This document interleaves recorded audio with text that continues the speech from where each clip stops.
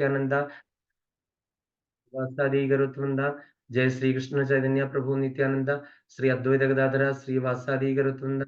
जय श्री कृष्ण चैतन्य प्रभु नित्यानंद श्री अद्वैत गदाधर श्री वासादि गरुत्वृंदा। ग्रम वीरम महाविष्णुं ज्वलंतं नृसिंहं भीषणं भद्रं मृत्यो मृत्युन्नमाम्यहम्। जय नरसिंह श्री नरसिंह जय जय नरसिंह।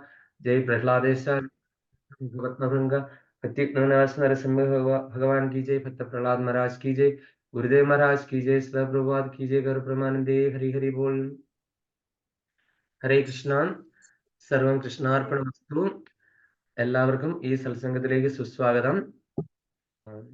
അപ്പം ഹരേ കൃഷ്ണ രതിദേവി മാതാജി, ഹരേ കൃഷ്ണ ജ്ഞാനാംബിക മാതാജി, ഹരേ കൃഷ്ണ മാതാജി, ഹരേ കൃഷ്ണ ഗീത മാതാജി, ഹരേ കൃഷ്ണ സുജന മാതാജി, ഹരേ കൃഷ്ണ ഹരേ കൃഷ്ണ ശാന്തകുമാരി മാതാജി, ഹരേ കൃഷ്ണ ലൈല മാതാജി, ഹരേ കൃഷ്ണ മാധവി രാധ മാതാജി, ഹരേ കൃഷ്ണ കൃഷ്ണകുമാരി മാതാജി, ഹരേ കൃഷ്ണ വിലാസിനി മാതാജി. അപ്പൊ എല്ലാവർക്കും ഈ സത്സംഗത്തിന്റെ ഈ ഒരു ആഴ്ചയിലേക്ക് സ്വാഗതം. അപ്പൊ ഇന്ന് നമുക്ക് രണ്ടുപേരുണ്ട് പുതിയതായിട്ട് വന്നിട്ടുണ്ട്, നമ്മുടെ കുടുംബത്തിലേക്ക് ചേർന്ന രണ്ടുപേരുണ്ട്. അപ്പൊ അവരെ രണ്ടുപേരെ നമുക്കൊന്ന് പരിചയപ്പെടാം. അതിനുശേഷം നമുക്ക് അടുത്ത കാര്യക്രമത്തിലേക്ക് കടക്കാം. അപ്പൊ അതില് ആദ്യമായിട്ട് നമ്മൾ കണ്ടിരുന്നു, നമ്മൾ ജസ്റ്റ് ചെറുതായിട്ടൊന്ന് പരിചയപ്പെട്ടെങ്കിലും ഡീറ്റെയിൽ ആയിട്ട് പരിചയപ്പെട്ടിട്ടില്ല, രാധാ മാതാജി. ഹരേ കൃഷ്ണ രാധാ മാതാജി. വീഡിയോയും ഒന്ന് ഓണാക്കി മൈക്ക് ഒന്ന് ഓൺ ചെയ്ത് കഴിഞ്ഞാൽ എല്ലാവർക്കും ഒന്ന് കാണാമായിരുന്നു. ഹരേ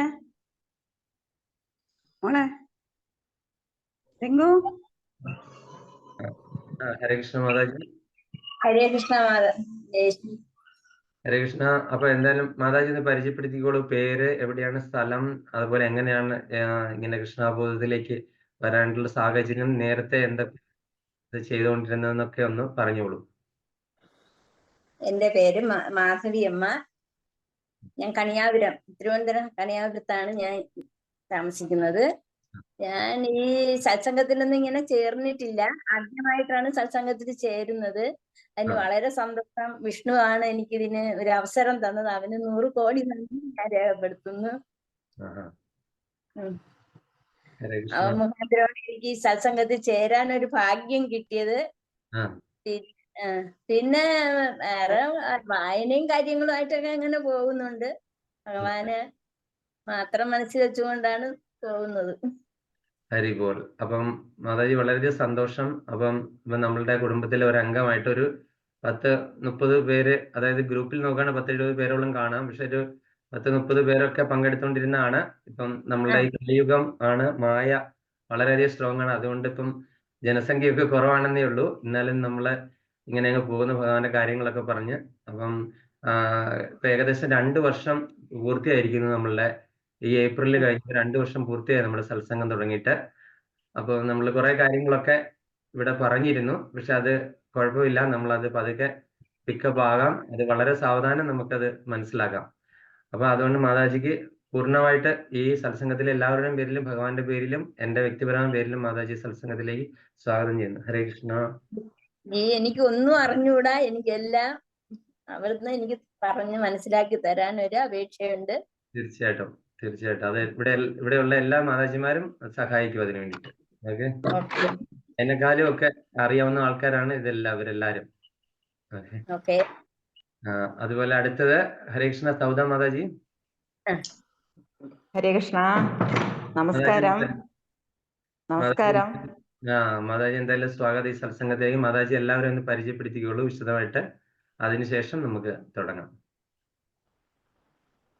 ഞാൻ സൗദാമിനി. എവിടെയാണ്? പള്ളിപ്പുറം, ഗോകുലമാണ് വീട്ടുപേര്. പള്ളിപ്പുറം, തിരുവനന്തപുരം പള്ളിപ്പുറം. ചേച്ചിയുടെ രാധേമ്മയില്ലേ, ചേച്ചിയുടെ അടുത്താണ്. അതെ അല്ലേ. അപ്പൊ എങ്ങനെ സത്സംഗത്തിലേക്ക് വരാനായിട്ടുള്ള കാര്യം, പിന്നെ ഈ കൃഷ്ണാബോധത്തിൽ മുൻ പരിചയം എന്താണ്, അങ്ങനെയൊക്കെയുള്ള കാര്യങ്ങൾ പറഞ്ഞോളൂ.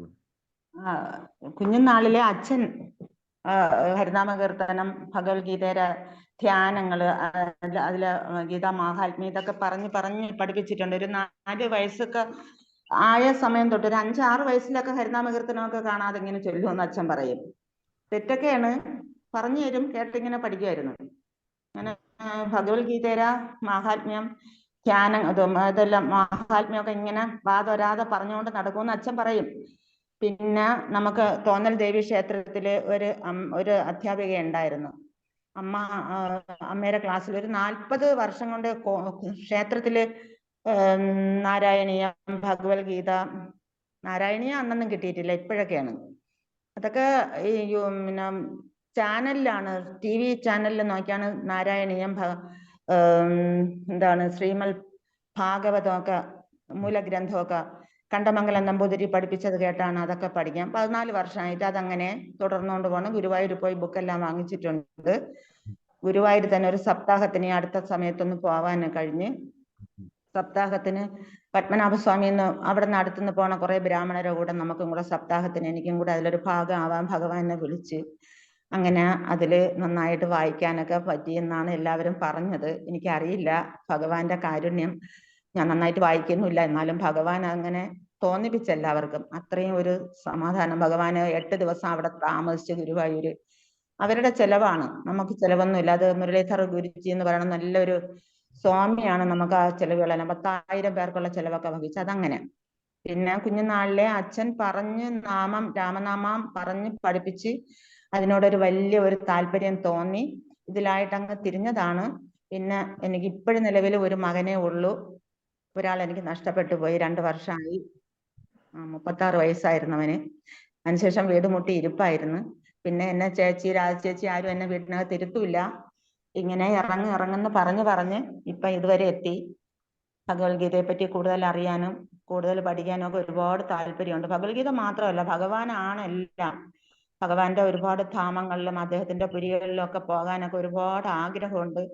അതിനൊക്കെ ഭഗവാൻ സാധിപ്പിച്ച് തരട്ടെന്ന് ഒക്കെ എപ്പോഴും ഭഗവാന്റെ ഞാൻ അവിടെ കണ്ട്, ഞാൻ ഭഗവാന്റെ ധാമങ്ങളിലൊക്കെ വന്ന് ഭഗവാന്റെ പുരികളിലൊക്കെ പോയി ഭഗവാന്റെ എല്ലാ ക്ഷേത്രങ്ങളിലും ഞാൻ ഇങ്ങനെ ദർശനം നടത്തണം, ഭഗവാനെ അവിടെ വെച്ച് കണ്ട് ഇവിടെ വെച്ച്, ഇങ്ങനെയൊക്കെ മനസ്സിൽ ഇങ്ങനെ ചിന്തിച്ച് ഓരോ നിമിഷവും കഴിച്ചു പോണം. അതിനാണ് താല്പര്യവും.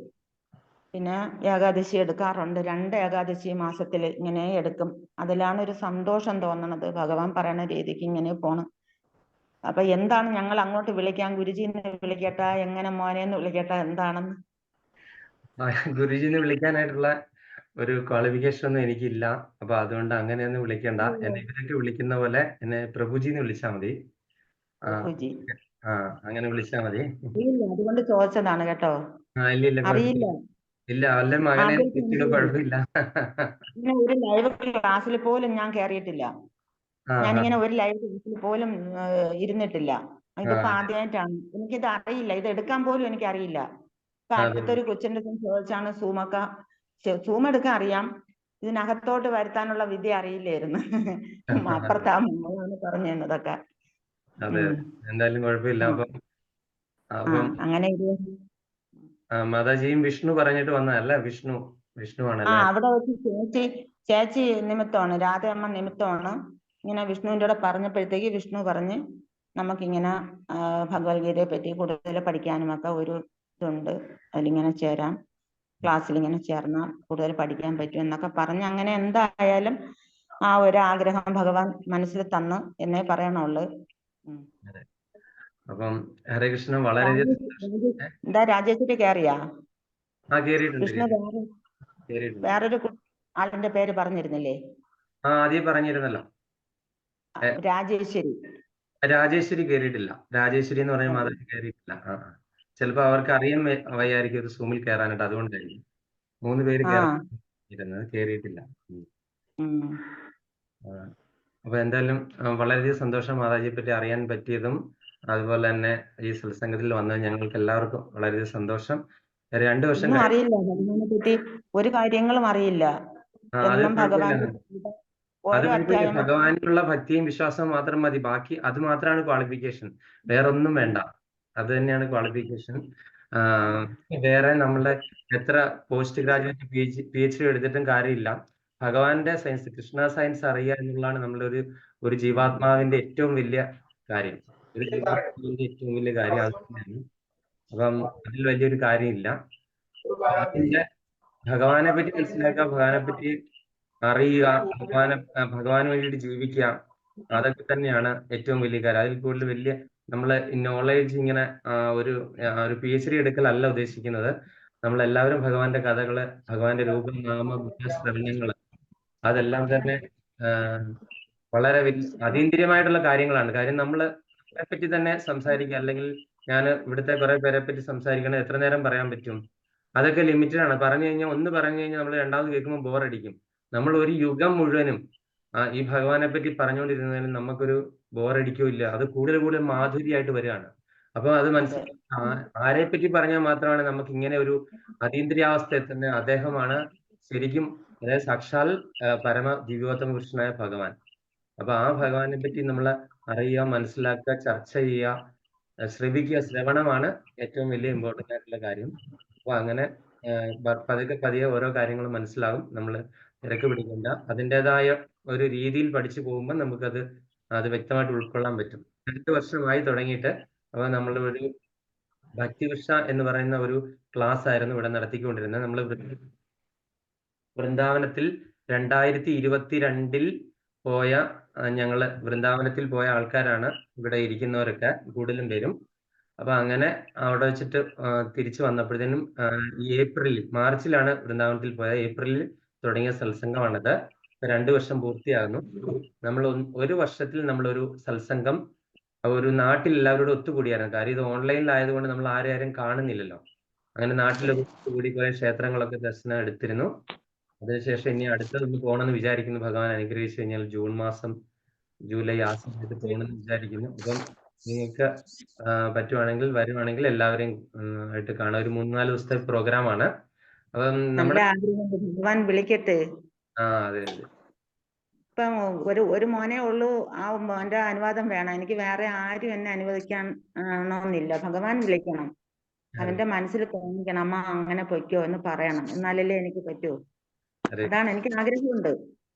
എനിക്ക് ഒരുപാട് ആഗ്രഹമുണ്ട് ഭഗവാന്റെ സ്ഥലത്ത് വരാനും ഭഗവാനെ കാണാനും ഒക്കെ ഞാൻ ഒരുപാട് ആഗ്രഹിക്കണം. ഭഗവാൻ എന്നെ വിളിക്കട്ടെ. അത് തീർച്ചയായിട്ടും നമ്മുടെ മനസ്സിൽ ആഗ്രഹം ഉണ്ടെങ്കിൽ അത് നമ്മുടെ ഉള്ളിലിരിക്കുന്ന പരമാത്മാവ് അത് അറിയും.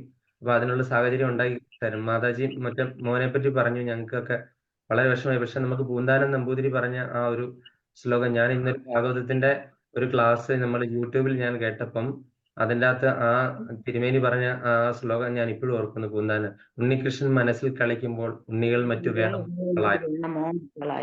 അപ്പം നമ്മൾ ആ ഭഗവാനെ മനസ്സിലാലോചിച്ച് ഭഗവാനെ മനസ്സിൽ ഇങ്ങനെ കളിച്ചുകൊണ്ടിരിക്കുകയാണെങ്കിൽ എന്നും കുറച്ച് വായിക്കും. എന്നും ഒരു ഗീത വായിക്കും. അപ്പൊ ഭഗവാനെ തന്നെ ഉണ്ണിയായിട്ട് കാണുക. അപ്പൊ നമ്മൾ എല്ലാവരിലും നമ്മൾ ഭഗവാന്റെ അംശം ഉണ്ടെന്ന് മനസ്സിലാക്കുക. എല്ലാ ജീവജാലങ്ങളിലും. അതൊക്കെ തന്നെ ഉയർന്ന ഒരു വിചാരം അല്ലെങ്കിൽ ചിന്ത. അതിൽ പരം ഒന്നുമില്ല. സത്യം പരം ദൈവം എന്നാണ് പറയുന്നത്. സത്യം പരം, അതിൽ പരമായി. അപ്പം ഹരേ കൃഷ്ണ. മല്ലിക മാതാജി, ഹരേ കൃഷ്ണ.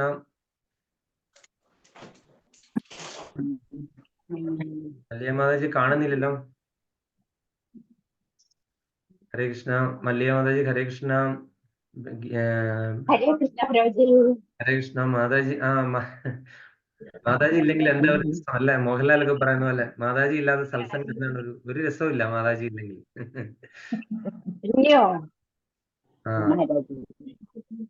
അപ്പൊ മാതാജി കയറുന്നത് തന്നെ, അതായത് ഈ വീടിന്റെ ഐശ്വര്യം എന്നൊക്കെ പറഞ്ഞതിലും മാതാജി കയറുന്നത് തന്നെയാണ് നമ്മളുടെ ഒരു സത്സംഗത്തിന്റെ ഐശ്വര്യം. ഹരേ കൃഷ്ണ മാതാജി, സ്വാഗതം. അതുപോലെ ശാന്തകുമാര മാതാജി, ഹരേ കൃഷ്ണ.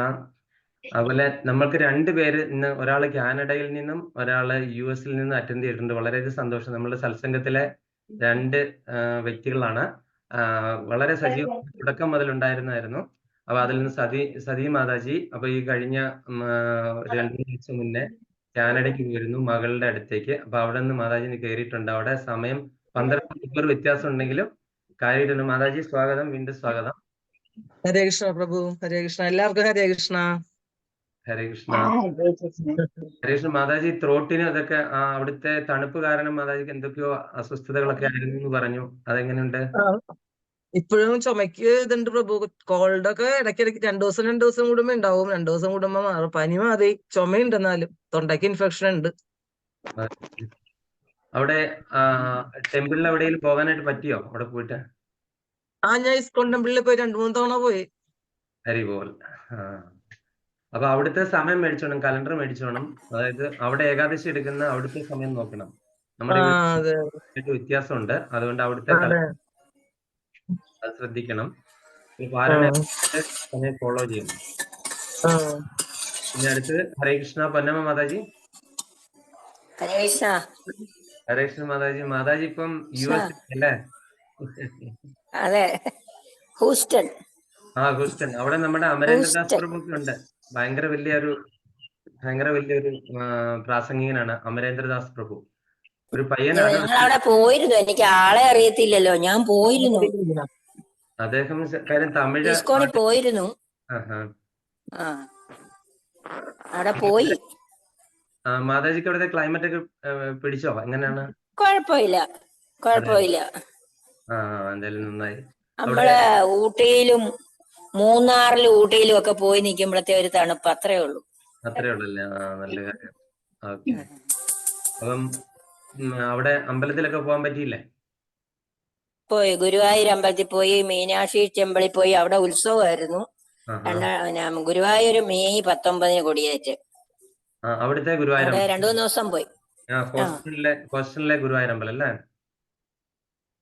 ഹൂസ്റ്റണിൽ വലിയ നല്ല അമ്പലം. അതെ. അവിടെ പോയി. തുടർന്നും അവിടെ യുഎസിൽ ഇരുന്നും ഭക്തിയുത സേവനം തുടരാം. അതുപോലെ തന്നെ നമ്മുടെ ക്ലാസ്സിൽ കയറാമെന്ന് തെളിയിച്ചിരിക്കുകയാണ് ഇവർ രണ്ടുപേരും.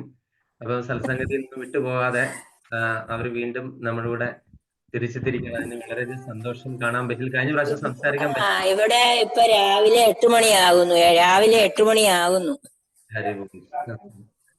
അപ്പം സമയം നോക്കി എത്രമാത്രം വ്യത്യാസമാണ്. അപ്പൊ 12 മണിക്കൂറിൽ കൂടുതൽ വ്യത്യാസമുള്ള സ്ഥലങ്ങളൊക്കെയാണത്. എന്നിട്ട് അവർ പങ്കെടുത്തിരിക്കുന്നു. അപ്പം അത് മാതൃകയാക്കണം. ഇനി ആരൊക്കെ കൊച്ചിനെ നോക്കാനൊക്കെ ഈ വിദേശത്തേക്ക് പോവാണെങ്കിൽ സത്സംഗത്തിൽ നിന്ന് വിട്ടുപോകരുത്. കൊച്ചിനെ നോക്കാൻ.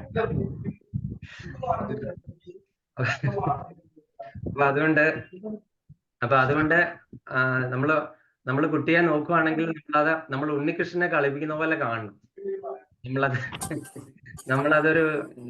നമ്മൾ ഭഗവാനെ കുളിപ്പിക്കുകയല്ലേ യശോദാമ്മ ഭഗവാനെ കുളിപ്പിക്കുകയും ഒരുക്കുകയൊക്കെ ചെയ്തിരിക്കുന്ന അതേ ഭാവത്തോടു കൂടി നമ്മൾ ചെയ്യുവാണെങ്കിൽ അത് കൃഷ്ണാവബോധത്തിൽ അത് ഭക്തിയുത സേവനത്തിന്റെ ഭാഗമായിട്ട് നമുക്ക് കൊണ്ടുപോകാനായിട്ട് പറ്റും. അത് നമ്മള് ആ രീതിയിൽ ശ്രദ്ധിക്കാം. അത്രയേ ഉള്ളൂ എനിക്ക് പറയാനുള്ളൂ. നമുക്ക് ഇന്നത്തെ ഇതിലേക്ക് കിടക്കാം.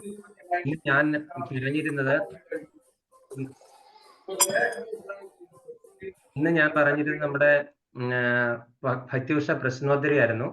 പ്രശ്നോത്തരി ഞാൻ കാര്യം പറഞ്ഞിട്ടും എനിക്കൊരു മിസ്റ്റേക്ക് പറ്റി. കാര്യം എന്താണെന്ന് വെച്ച് കഴിഞ്ഞാൽ ഞാനത് ഇവിടുത്തെ ഈദിന്റെ അവധിക്ക് ഞാനതൊക്കെ എഴുതി വെച്ചിരുന്ന ക്വസ്റ്റ്യനും എല്ലാം. എന്നിട്ട് ഞാനത് മൊബൈലിൽ നിന്ന് സ്കാൻ ചെയ്ത് കഴിഞ്ഞാൽ അത് കൃത്യമാകത്തില്ലോ എന്ന് വെച്ചിട്ട് ഓഫീസിൽ സ്കാൻ ചെയ്യാൻ കൊണ്ടുപോയി. ഞാൻ ഓഫീസിൽ ടേബിളിൽ വെച്ചിട്ടു. എനിക്ക് സമയം കിട്ടില്ല സ്കാൻ ചെയ്യാൻ. അത് അവിടെ ഇരിക്കുകയാണ്, ഞാൻ പൂട്ടി വെച്ചിരിക്കുകയാണ്. അത് കാരണം ഇന്ന് എൻ്റെ ക്വസ്റ്റ്യൻ എടുത്തിട്ടില്ല. അതുകൊണ്ട് 25 ചോദ്യം ഉണ്ടായിരുന്നു. അതുകൊണ്ട് നിങ്ങളെല്ലാവരും ഇന്ന് രക്ഷപ്പെട്ടിരിക്കുകയാണ്. സന്തോഷമായെന്ന് തോന്നുന്നു പലർക്കും അല്ലെ? ചിലരൊക്കെ കേറാതിരുന്നതും ചിലപ്പം അതുകൊണ്ടായിരിക്കുന്നു. എന്നാലും പേനയും ബുക്കും ഒക്കെ എടുത്തോണ്ടാണ് ഇരുന്നത്. എന്തായാലും കേൾക്കണമെന്ന് എഴുതിയെടുക്കാന്ന് കരുതി. അതെല്ല. അപ്പൊ എന്തായാലും അതില്ല. കാര്യം ഞാൻ വിഷമിച്ചിരുന്ന ഒരു 10-25 ക്വസ്റ്റ്യൻ ഒക്കെ എഴുതി എന്റെ ഇതെല്ലാം തയ്യാറാക്കി വെച്ചിരുന്നു. അത് ഇന്നലെ ഞാൻ നിലം തൊടാതെ ഇരുന്നുള്ള പണിയായിരുന്നു ഓഫീസിൽ. അത് ഭക്ഷണം കഴിച്ചു തന്നെ 4:30 ആയി. അപ്പൊ അതുകൊണ്ട് എനിക്ക് അത് സ്കാൻ ചെയ്യുന്ന കാര്യം ഭഗവാൻ എനിക്ക് ആ ഓർമ്മ തന്നില്ല. അതുകൊണ്ട് ഇന്ന് ചിലപ്പോൾ ഒരുപക്ഷെ പുതിയ ആൾക്കാരൊക്കെ ഉള്ളത് കൊണ്ട് ഒരുപക്ഷെ ഭഗവാൻ വിചാരിച്ചിരിക്കുന്നതാണ് അവർക്ക് ഈ ക്വസ്റ്റ്യനൊക്കെ ഇത് വളരെ ഉയർന്ന, അതായത് വൈഷ്ണവ ഫിലോസഫിയുടെ ആ ഒരു എത്തിക്കേറ്റ്സ് ഒക്കെ വന്നിരിക്കുകയാണ്. അപ്പൊ ആ ഭാഗം എടുത്തു കഴിഞ്ഞാൽ അല്ലെങ്കിൽ അതിന്റെ ചോദ്യോത്തരം ചോദിച്ചു കഴിഞ്ഞാൽ പുതിയ ആൾക്കാർക്ക് ബുദ്ധിമുട്ടാവുമെന്ന് ഭഗവാൻ വിചാരിച്ചു കാണും. അതുകൊണ്ടാണ് എനിക്ക് ആ ഓർമ്മ തരായിരുന്നെന്ന് വിചാരിക്കുന്നു. ബുദ്ധിമുട്ടായാലും നമുക്ക് കേൾക്കാമായിരുന്നല്ലോ. അതെ. കേൾക്കാം. നമുക്ക് പറയാൻ കഴിഞ്ഞില്ലെങ്കിലും അപ്പൊ നമുക്ക് അങ്ങനെയാണെങ്കിൽ നമുക്ക് എന്തെങ്കിലും നമുക്ക് 1-2 ചെറിയ ചോദ്യങ്ങള് നമ്മള് എടുത്തിട്ട് നമുക്ക് വേറെ എന്തെങ്കിലും ടോപ്പിക്കിലേക്ക് പോകാം. ആ.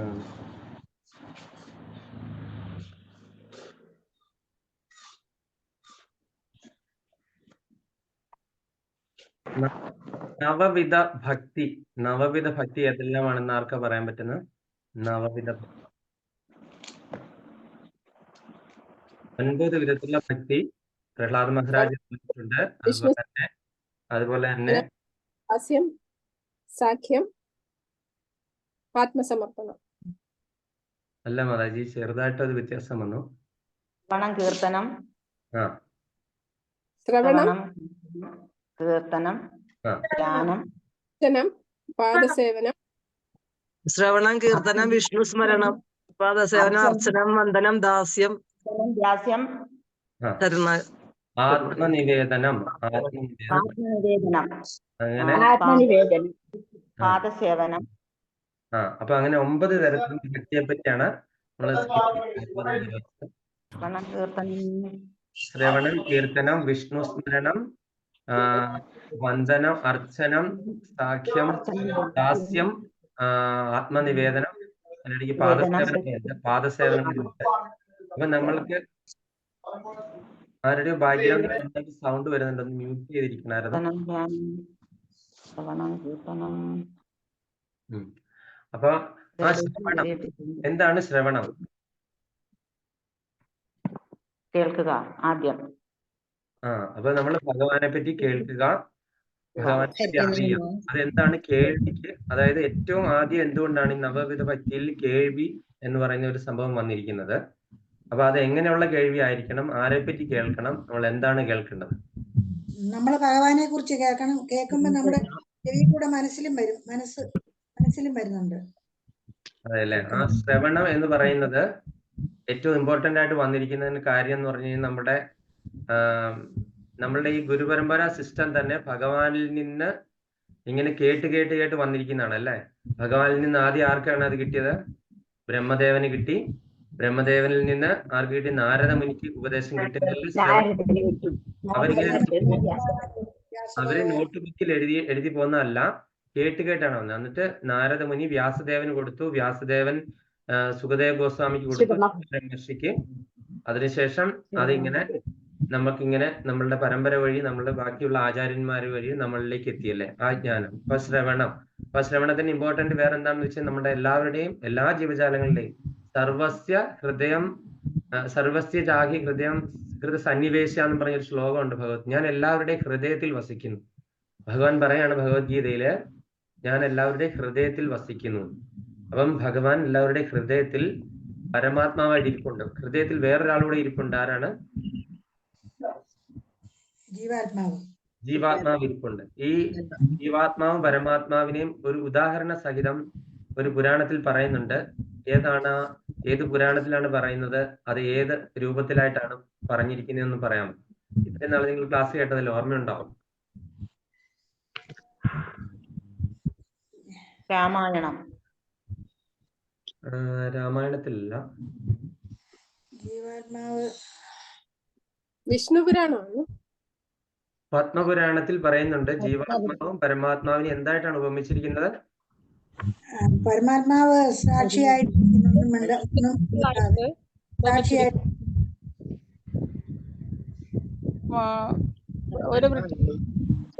അതെ മാതാജി പറയുന്നത് ശരിയാണ്. പറഞ്ഞോളൂ വിലാസിനി മാതാജി. ഒരു വൃക്ഷത്തിന്റെ മേൽക്കൊമ്പിൽ താഴ്ത്തിരിക്കുന്ന അത് തന്നെ ഹരി പോൽ. മാതാജി ഓർത്തിരുന്നു. മാതാജിക്ക് ഇന്നത്തെ ഫുള്ള് മാർക്ക്. മാതാജിക്ക് വെറുതെ ഇരിക്കുന്നു. 25. അതായത് നമ്മള് ഒരു വൃക്ഷത്തിന്റെ ശാഖയിൽ 2 ശാഖകളിൽ ഇരിക്കുന്ന 2 പക്ഷികളായിട്ടാണ് ജീവാത്മാവിനെ പരമാത്മാവിനെ ഉപമിച്ചിരിക്കുന്നത്. അതായത് ഒരു പക്ഷി മുകളിലത്തെ ശാഖ ഇരിക്കുന്നു, അതായത് പരമാത്മാവായിട്ടിരിക്കുന്ന പക്ഷി മുകളിലത്തെ ശാഖയിൽ ഇരിക്കുന്നു, ജീവാത്മാവായിട്ടുള്ള പക്ഷി അതിന്റെ തൊട്ട് താഴത്തെ ശിഖരത്തിൽ ഇരിക്കുന്നു. ഇവര് തമ്മിലുള്ള അന്തരം വളരെ കുറവാണ്. പക്ഷെ ജീവാത്മാവായിട്ടുള്ള പക്ഷി എന്താണ് എപ്പോഴും നോക്കിക്കൊണ്ടിരിക്കുന്നത്? അടുത്തുള്ള മരത്തില് അല്ലെങ്കിൽ അടുത്തുള്ള വൃക്ഷങ്ങളിൽ ചുറ്റോടി ചുറ്റും അവിടെ എന്താണ് ഭക്ഷിക്കാനുള്ളത്, അവിടെ എന്താണ് പോക ഉള്ളതെന്നാണ് നോക്കിക്കൊണ്ടിരിക്കുന്നത്. പക്ഷെ മുകളിലിരിക്കുന്ന പക്ഷി എന്താണ്? പരമാത്മാവായിട്ടുള്ള പക്ഷി താഴെ ഇരിക്കുന്ന പക്ഷി എപ്പോഴും നോക്കിക്കൊണ്ടിരിക്കുകയാണ്, നിരീക്ഷകനാണ്. അപ്പൊ പരമാത്മാവായിട്ടുള്ള പക്ഷി നിരീക്ഷകനാണ്. ആ നിരീക്ഷകൻ എപ്പോഴും ജീവാത്മാവായിട്ടുള്ള പക്ഷി ഇങ്ങനെ നോക്കിക്കൊണ്ടിരിക്കുകയാണ്. കാര്യം എന്താണ്? അദ്ദേഹം എല്ലാവരുടെയും സുഹൃത്തും അഭ്യുദയകാംക്ഷിയുമാണ്. അത് ഏത് ശ്ലോകത്തിലാണ് സുഹൃത്തും അഭ്യുദയകാംക്ഷി എന്ന് പറയുന്നത്?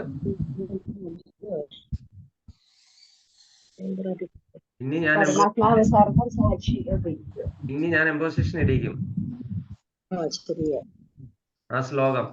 ഭോക്താരം യജ്ഞതപസാം സർവലോക മഹേശ്വരം സുഹൃദം സർവഭൂതാനീം ജ്ഞാത്വാമാം ശാന്തി മൃച്യതേ.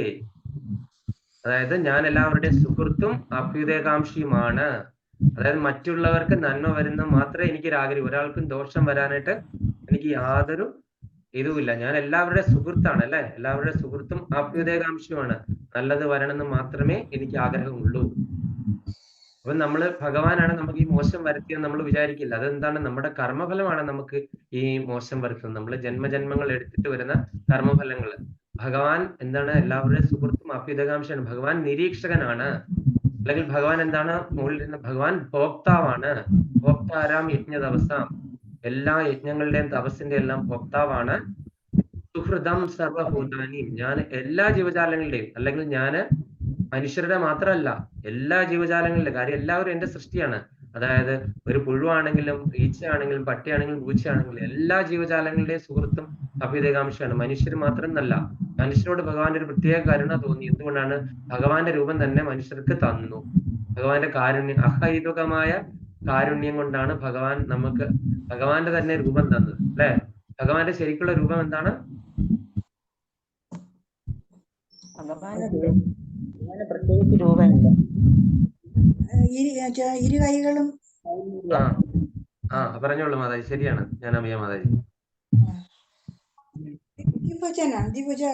ദ്വിഭുജ ശ്യാമസുന്ദര രൂപം. ദ്വിഭുജ ശ്യാമസുന്ദര രൂപം, രണ്ട് കൈകളുള്ള മുരളീധര ശ്യാമസുന്ദര രൂപം എന്ന് പറഞ്ഞു. ഓടക്കുഴലില് പിടിച്ചുകൊണ്ടിരിക്കുന്ന മുരളീധര ശ്യാമസുന്ദര രൂപം. അതായത് ഈശ്വര പരമകൃഷ്ണ സച്ചിദാനന്ദ വിഗ്രഹ അനാദിർ ആദിർ ഗോവിന്ദ.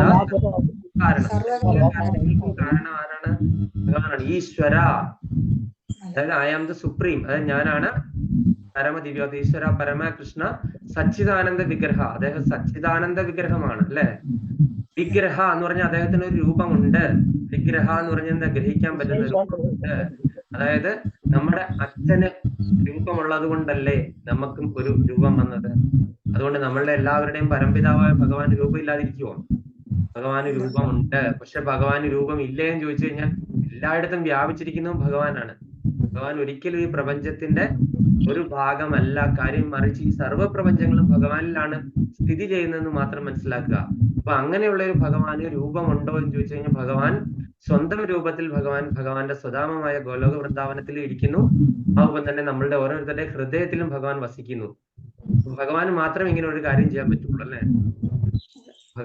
ഭഗവാന്റെ യഥാർത്ഥ രൂപത്തില്, ഭഗവാന്റെ ദ്വിഭുജ ശ്യാമസുന്ദര മുരളീധര രൂപത്തില് ഭഗവാൻ ഗോലോക വൃന്ദാവനത്തിൽ ഒരേ സമയം ഇരിക്കുകയും എല്ലാ ജീവജാലങ്ങളുടെയും ഹൃദയത്തിൽ ഇരിക്കുകയും ചെയ്യുന്നു.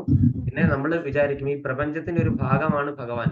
ഒരിക്കലും പ്രപഞ്ചത്തിന്റെ ഭാഗമല്ല ഭഗവാൻ, മറിച്ച് ഈ പ്രപഞ്ചം ഭഗവാനിലാണ് ഇരിക്കുന്നത് അല്ലെ.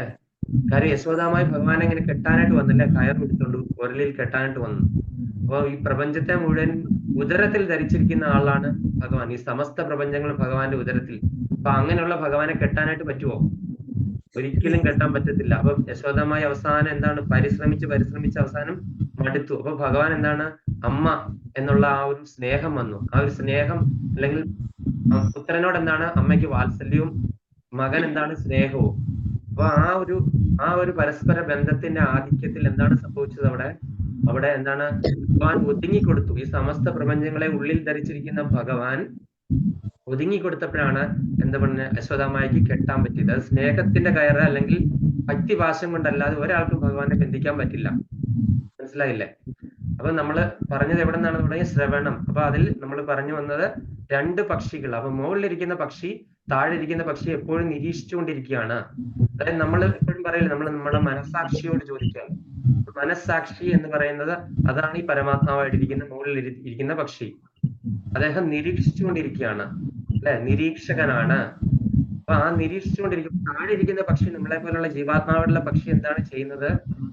താഴെ ഇരിക്കുന്ന പക്ഷി എന്താണ്? ചുറ്റുമുള്ള എല്ലാ മരങ്ങളിലും നോക്കും. അതായത് ഭോഗങ്ങൾക്ക് വേണ്ടിയിട്ട്, ഭക്ഷണത്തിന് വേണ്ടിയിട്ട്. പക്ഷെ ഇതെല്ലാം മുഴുവൻ ആസ്വദിക്കും. പക്ഷെ ശരിക്കും നോക്കേണ്ട എന്താണ്? മേളിലത്തെ ചില്ലയിലിരിക്കുന്ന നമ്മളുടെ സുഹൃത്തും പരമാത്മാവും പരമദിവ്യോത്തമ പുരുഷനായ ഭഗവാനെ മാത്രം നോക്കുന്നില്ല. അപ്പൊ എപ്പോഴാണ് ഈ താഴെ ഇരിക്കുന്ന കിളിക്ക് മുകളിലിരിക്കുന്ന ചില്ലയിലിരിക്കുന്ന ആ പരമാത്മാവായിട്ടുള്ള പക്ഷിയെ നോക്കാൻ പറ്റുന്നത്? അപ്പോഴാണ് എന്താണ് നമ്മൾ പറയുന്നത്? അതിനെ യോഗം എന്ന് പറയുന്നത്. യോഗം അല്ലെങ്കിൽ എന്താണ്? ഒന്നിച്ചു ചേരുക അല്ലെങ്കിൽ ലയനം. അതിനെന്താണ്? മുക്തി അല്ലെങ്കിൽ മോക്ഷം എന്നും പറയുന്നു. നമ്മൾ നമ്മുടെ ഹൃദയത്തിലിരിക്കുന്ന ആ ഒരു പരമാത്മാവിനെ നമുക്ക് കാണണമെങ്കിൽ നമുക്ക് 2-3 തരത്തിലുള്ള ക്വാളിറ്റീസ് വേണം. അതെന്തൊക്കെയാണ്? നമ്മള് പ്രേമാഞ്ജന ചുരിത ഭക്തി വിലോചനേന സദൈവ ഹൃദയേഷു വിലോകയന്തി എം ശ്യാമസുന്ദരമചിന്യ ഗുണസ്വരൂപം ഗോവിന്ദമാദി പുരുഷം തമഹം ഭജാമി. എത്ര പേര് ഓർക്കുന്നുണ്ട്? ഞാനിത് 3-4 പ്രാവശ്യം എടുത്തിട്ടുള്ളതാണിത്.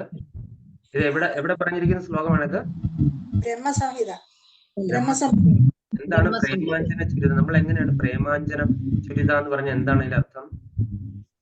ഭഗവാനെ പ്രേമത്തോടെ അത് തന്നെ. ദേവി മാതാജിക്ക് ഒരു മാർക്ക് ഇരിക്കട്ടെ.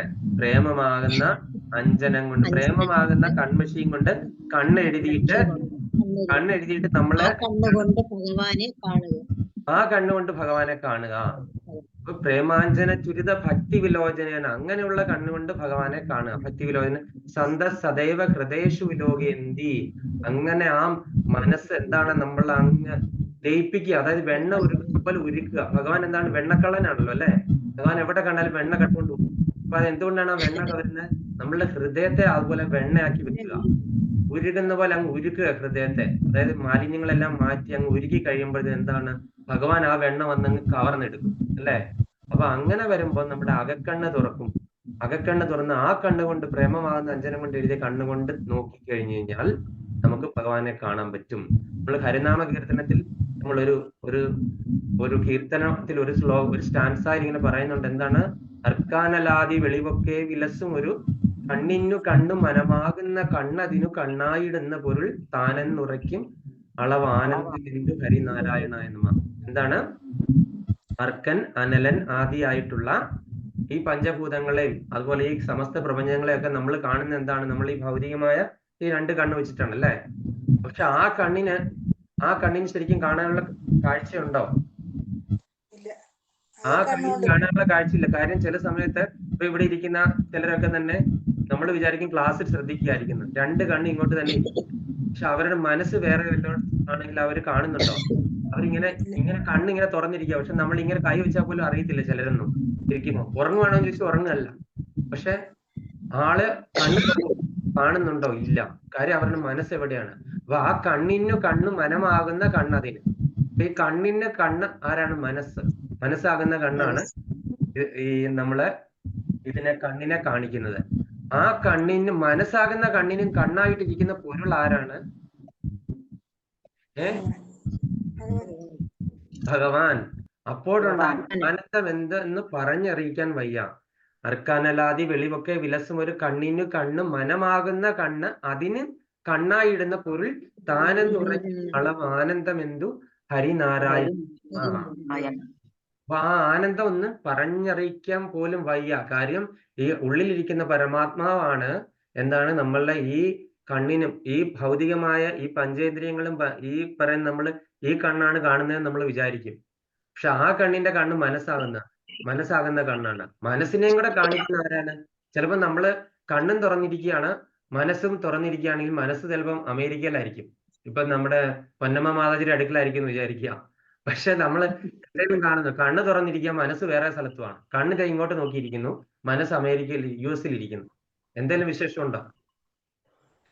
അപ്പൊ എന്താണ്? ആ കണ്ണിനും കണ്ണാകെ ഇരിക്കുന്ന ആ ഒരു പരമാത്മാവാണ് അതിനെ കാണിക്കുന്നതെന്നും മനസ്സിലാക്കുന്ന ആ യാഥാർത്ഥ്യം മനസ്സിലാക്കുകയാണെങ്കിൽ നമുക്ക് എന്താണ്?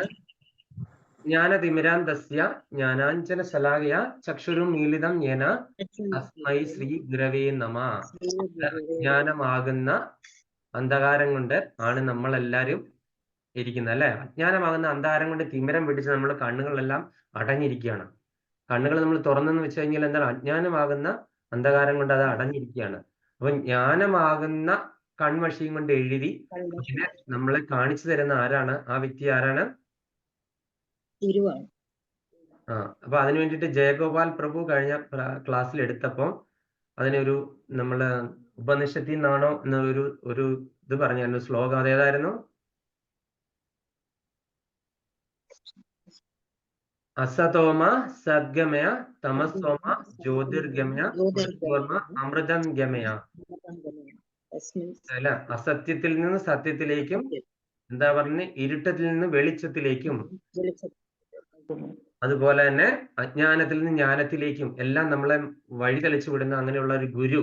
അപ്പൊ അങ്ങനെ ഒരു ഗുരുവിനെ നമുക്ക് കിട്ടിക്കഴിഞ്ഞു കഴിഞ്ഞാൽ നമുക്ക് എന്താണ്, ഭഗവാനിലേക്ക് പോകാനായിട്ട് നമുക്ക് വളരെ ഈസി സാധിക്കും. ഒരു ഗുരുവിന്റെ ഉപദേശം ഉണ്ടെങ്കിൽ ആ ഗുരു നമ്മളെ കൈ പിടിച്ച് നമ്മളെ ഭഗവാനിലേക്ക് നടത്തിച്ച് ഭഗവാനെ പറ്റിയുള്ള ജ്ഞാനം പറഞ്ഞു തരുവാണെന്നുണ്ടെങ്കിൽ നമ്മൾക്ക് എന്താണ്, നമുക്ക് ഭഗവാനെ പറ്റിയുള്ള ജ്ഞാനം പെട്ടെന്ന് മനസ്സിലാക്കാൻ പറ്റും.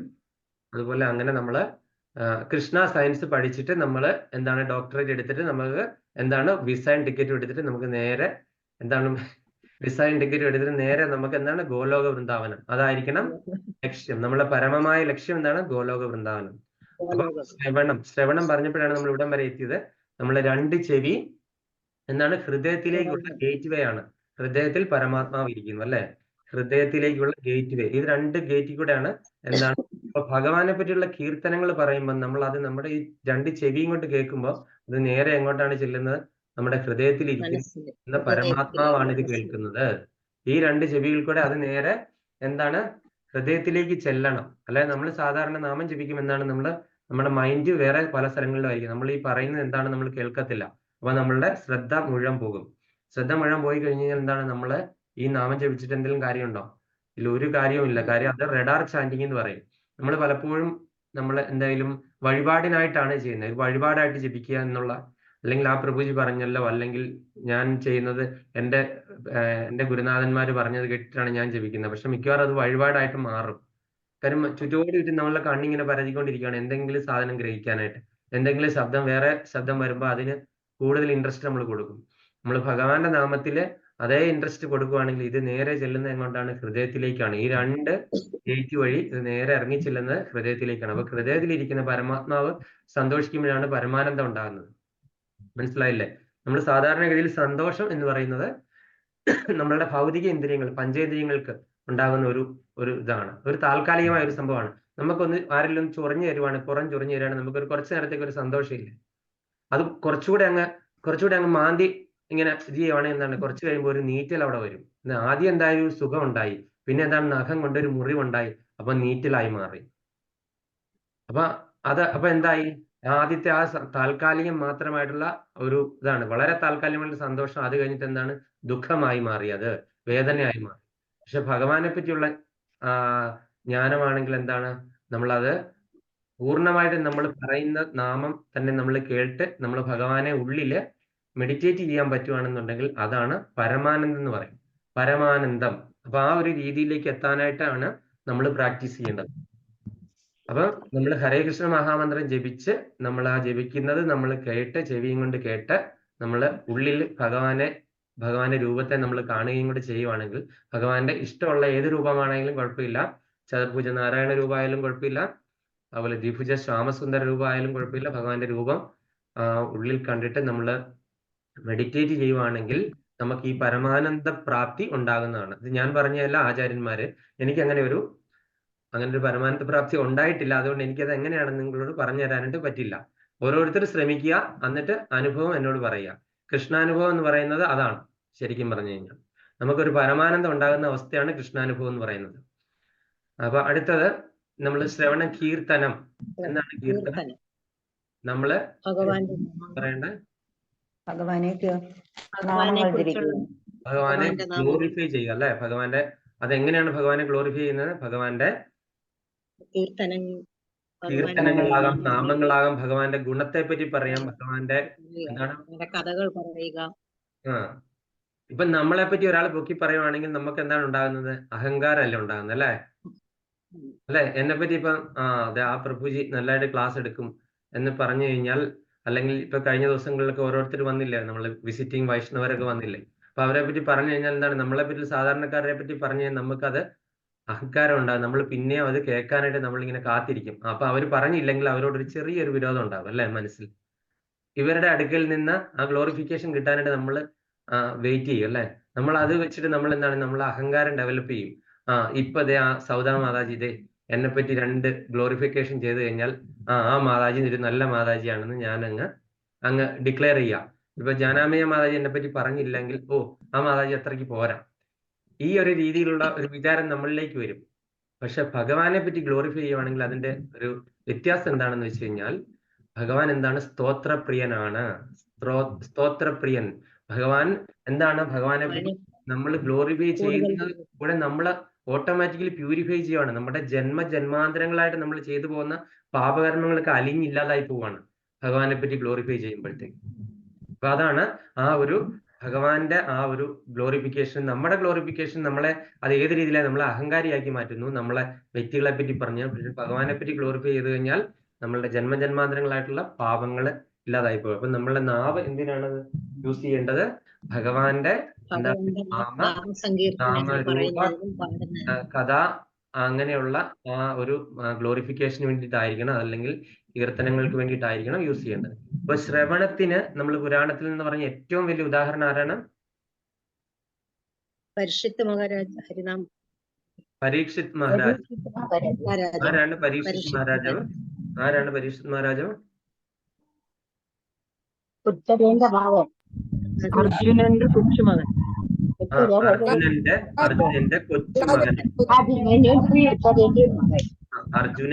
അർജുനന് സുഭദ്രയിലുണ്ടായ മകനായ അഭിമന്യുവിന് ഉത്തരയിലുണ്ടായ പരീക്ഷിത് മഹാരാജാവ്. എന്താണ് ഈ പരീക്ഷിത് മഹാരാജാവിന്റെ ജനനവുമായിട്ട് ബന്ധപ്പെട്ട് നമുക്കറിയാവുന്ന ഒരു കഥ? അശ്വത്ഥാമാവ് ബ്രഹ്മാസ്ത്രം അയച്ചപ്പോൾ ഭഗവാൻ മാത്രനായി ഉള്ളിൽ കയറി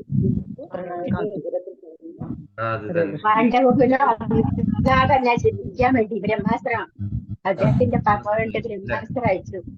ബ്രഹ്മാസ്ത്രം അയച്ചപ്പോ ഉത്തര ഓടിച്ചെന്ന് ഭഗവാന്റെ പാദത്തിൽ ശരണം പ്രാപിച്ചു. ഭഗവാൻ ഉത്തരയുടെ ഗർഭത്തിൽ കിടന്നുകൊണ്ട് ശ്രീചക്രം കൊണ്ട് ബ്രഹ്മാസ്ത്രത്തിന്റെ ശക്തി കുറയ്ക്കുകയും ആ പരീക്ഷിതരാജ്യത്തെ രക്ഷിക്കുകയും ചെയ്തു. ഹരിബോൾ.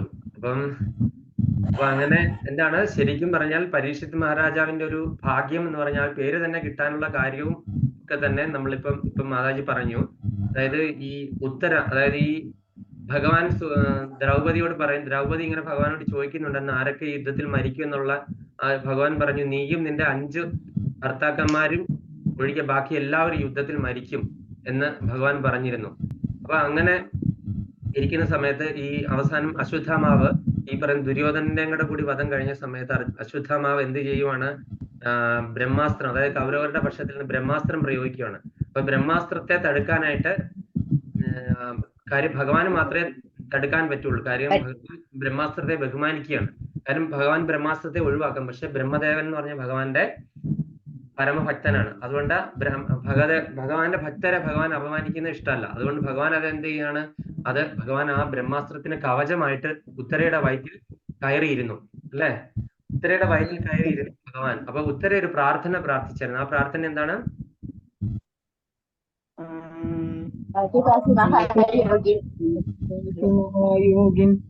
ദേവദേവ ജഗത്തദേ ജ്ഞാനം തദഭയം പശ്യേത്. അതെ, പാഹി പാഹി മഹാബാഹോ ദേവദേവ ജഗൽപദേ. അതായത് എന്നാന്ന്, അതായത് ഈ കുലം നിലനിർത്തണമെങ്കിൽ ബാക്കി എല്ലാവരും മരിച്ചു. ദ്രൗപദിയുടെ 5 പുത്രന്മാരും മരിച്ചു. ഇനി ഈ ഒരു കുലം നിലനിൽക്കണമെങ്കിൽ എന്താണ്? ഈ ഒരു കുട്ടി മാത്രമേ ഉള്ളൂ. ഭഗവാന്റെ ഇച്ഛ ഈ കുട്ടിക്ക് ജീവിക്കണം എന്നുണ്ടെങ്കിൽ ഭഗവാൻ രക്ഷപ്പെടുത്തു എന്നാണ് പറഞ്ഞത്. അല്ലാതെ എനിക്ക് ആഗ്രഹമുണ്ട് എന്ന് ഉത്തര ഒരിക്കലും പ്രാർത്ഥിച്ചിട്ടില്ല. ഭഗവാൻ ഇച്ഛയുണ്ടെങ്കിൽ ഈ കുലം നിലനിർത്തണമെന്ന് ആഗ്രഹം ഉണ്ടെങ്കിൽ ഭഗവാൻ ഈ കുട്ടിയെ രക്ഷിക്കും. അത് ഭഗവാന്റെ ഇച്ഛയ്ക്ക് വിട്ടിരിക്കുകയാണ്. അതിന്റെ ജീവൻ രക്ഷിക്കണം എന്നുള്ള രീതിയിലല്ല ഉത്തര പറഞ്ഞത്. അപ്പൊ ഭഗവാൻ എന്ത് ചെയ്തു? ഉടനെ തന്നെ ഗർഭപാത്രത്തിൽ കയറിയിരുന്ന് ഭഗവാൻ എന്ത് ചെയ്തു? ഈ ബ്രഹ്മാസ്ത്രത്തെ നമസ്കരിച്ചു. ബ്രഹ്മാസ്ത്രത്തെ തൊഴുതു. ബ്രഹ്മാസ്ത്രം തിരിച്ചുപോയി, അല്ലെങ്കിൽ ഭഗവാൻ ആവാഹിച്ചു എന്ന് ചിലർ പറയുന്നുണ്ട്. ആ സമയത്ത് ഉള്ളിൽ കിടക്കുന്ന കുട്ടി എന്താണ് കണ്ടത്? ഒരു കറുത്ത നിറമുള്ള ഒരാള് ഉള്ളിലിരിക്കുന്ന കണ്ടു. അതായത് ഇരുനിറമുള്ള, അതായത് ദ്വിഭുജ ശ്യാമസുന്ദര രൂപത്തിലിരിക്കുന്ന ഒരാള് ഉള്ളിലിരിക്കുന്ന കണ്ടു. അപ്പൊ ഈ കുട്ടി പുറത്ത് വന്നപ്പോ മുതലേ, ജനിച്ചപ്പം മുതൽ ഈ കുട്ടി എന്താണ് ഉള്ളിൽ വെച്ചിട്ട് കണ്ട് ആ ആളെ തെരഞ്ഞു നടക്കുകയാണ്. അപ്പൊ അതുകൊണ്ട് ആരെ കണ്ടു കഴിഞ്ഞാലും ഇദ്ദേഹം ആ ഒരു അതായത് എന്താ പറഞ്ഞ ശ്യാമവർണ്ണത്തിലുള്ള ആ രൂപമാണോ എന്ന് നോക്കുവാണ്, സൂക്ഷിച്ചു നോക്കുവാണ് ഇങ്ങനെ. അപ്പൊ അങ്ങനെ നോക്കി നോക്കി നോക്കി അദ്ദേഹത്തിന് പേര് വന്നതെന്നാണ് പരീക്ഷിത് മഹാരാജ. ആരെ കണ്ടു കഴിഞ്ഞാൽ ഒരു പരീക്ഷത്തോടു കൂടിയാണ് നോക്കുന്നത്. ഞാൻ ആ കണ്ടതാണ്, ചെറുപ്പപാത്രത്തിൽ വെച്ചിട്ട് കണ്ട ആള് തന്നെയാണോ എന്നുള്ള രീതിയിൽ സൂക്ഷിച്ചു നോക്കും. അല്ലെ പരീക്ഷണത്തോടു കൂടി നോക്കും ഓരോരുത്തരെയും. അങ്ങനെ അദ്ദേഹത്തിന് പരീക്ഷത്ത് എന്നുള്ള പേര് കിട്ടി. ഞാൻ അദ്ദേഹത്തിന് ശാപം കിട്ടിയത് എങ്ങനെയാണെന്ന് എല്ലാവർക്കും അറിയാമല്ലോ അല്ലേ?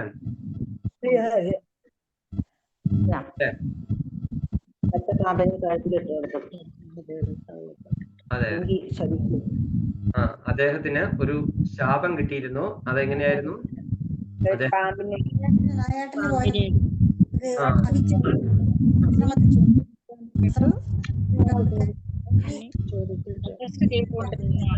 ചോദിക്കുമ്പം വെള്ളം കൊടുക്കാൻ മുതിർന്നില്ല ശമീ മഹർഷി. അങ്ങനെ പിന്നെ എന്നെ അവഗണിച്ചതാണെന്ന് കരുതിയിട്ട് അവര് നോക്കുമ്പോ ആളുടെ പാമ്പിനെ എടുത്ത് അതെ അതെ, അതായത് അതെ അതെ, ഭഗവാന്റെ തിരോധാനത്തിന് ശേഷം എന്തായിരുന്നു?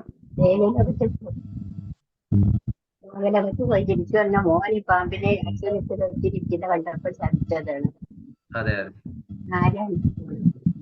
അപ്പൊ ഭഗവാന്റെ തിരോധാനത്തിന് ശേഷം, ഭഗവാന്റെ സ്വർഗാരോഹണത്തിന് ശേഷം പരീക്ഷിത് മഹാരാജ പ്രപഞ്ചത്തിന് മുഴുവനും ചക്രവർത്തിയായിരുന്നു. പ്രപഞ്ചത്തിന് മുഴുവനും, അതായത് നമ്മുടെ ഈ പഞ്ചപാണ്ഡവരൊക്കെ തപസ്സിനായിട്ട് പോയി ബദരികാശ്രമത്തിൽ, അങ്ങനെ മഹാഭാരതത്തിൽ അതിന്റെ ബാക്കി കഥകളൊക്കെ ഉണ്ട്.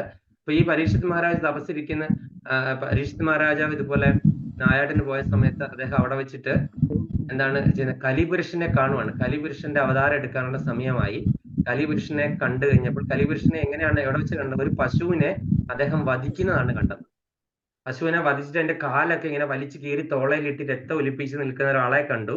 അപ്പോഴത്തേനും ഈ പശുഹത്യ എന്ന് പറയുന്നത് ഭയങ്കര വലിയ അപരാധമാണല്ലോ. അപ്പൊ ഉടനെ ഇദ്ദേഹം ഇത്രയും വലിയ ചക്രവർത്തി ആണെങ്കിൽ, ഇത്രയും വലിയ സൗമ്യനായിട്ടുള്ള ആളാണെങ്കിൽ പെട്ടെന്ന് തന്നെ വാളെടുത്തു ഈ കലിപുരുഷനെ വധിക്കാനായിട്ട്. അപ്പം കലിപുരുഷൻ എന്ത് ചെയ്തു? ഈ പരീക്ഷിത് മഹാരാജന്റെ പാദത്തിൽ ശരണം പ്രാപിച്ചു. അപ്പം ക്ഷത്രിയർക്കൊക്കെ ആരെങ്കിലും ശരണം പ്രാപിച്ചു കഴിഞ്ഞാൽ പിന്നെ അവരെ ഒന്നും ചെയ്യില്ല. അപ്പം നീ എന്റെ പ്രപഞ്ചത്തിൽ ജീവിക്കാനായിട്ട് അധികാരിയല്ല എന്നുള്ള രീതിയിൽ പരീക്ഷിത് മഹാരാജ പറഞ്ഞു. അപ്പം അങ്ങനെയാണെങ്കിൽ എനിക്ക് പോകാനായിട്ടൊരു ഇടം വേണമെന്ന് പറഞ്ഞു. അപ്പം അങ്ങനെ ഇടം വേണമെന്ന് ചോദിച്ചു കഴിഞ്ഞപ്പോഴത്തേന്, നീ എവിടെയെങ്കിലും ഈ പറയുന്ന മദ്യവും അതുപോലൊക്കെ ഉപയോഗിക്കുന്ന സ്ഥലം ഉണ്ടെങ്കിൽ അവിടെ മദ്യം മദിരാശിയുള്ള സ്ഥലത്ത് പൊക്കോളാൻ പറഞ്ഞു കഴിഞ്ഞപ്പോഴത്തേനും പറഞ്ഞു, അങ്ങയുടെ പ്രപഞ്ചത്തിൽ അങ്ങനെ ഒരു സ്ഥലം ഇല്ലല്ലോ എന്ന് പറഞ്ഞു. അങ്ങനെയാണെങ്കിൽ മത്സ്യമാംസാദികൾ കഴിക്കുന്ന ഇടത്ത് പൊക്കോളാൻ പറഞ്ഞു, അങ്ങനെയുള്ള സ്ഥലം. അപ്പൊ അങ്ങയുടെ പ്രപഞ്ചത്തിൽ അതിനുള്ള ഒരു സ്ഥലം ഇല്ലല്ലോ എന്ന് പറഞ്ഞു.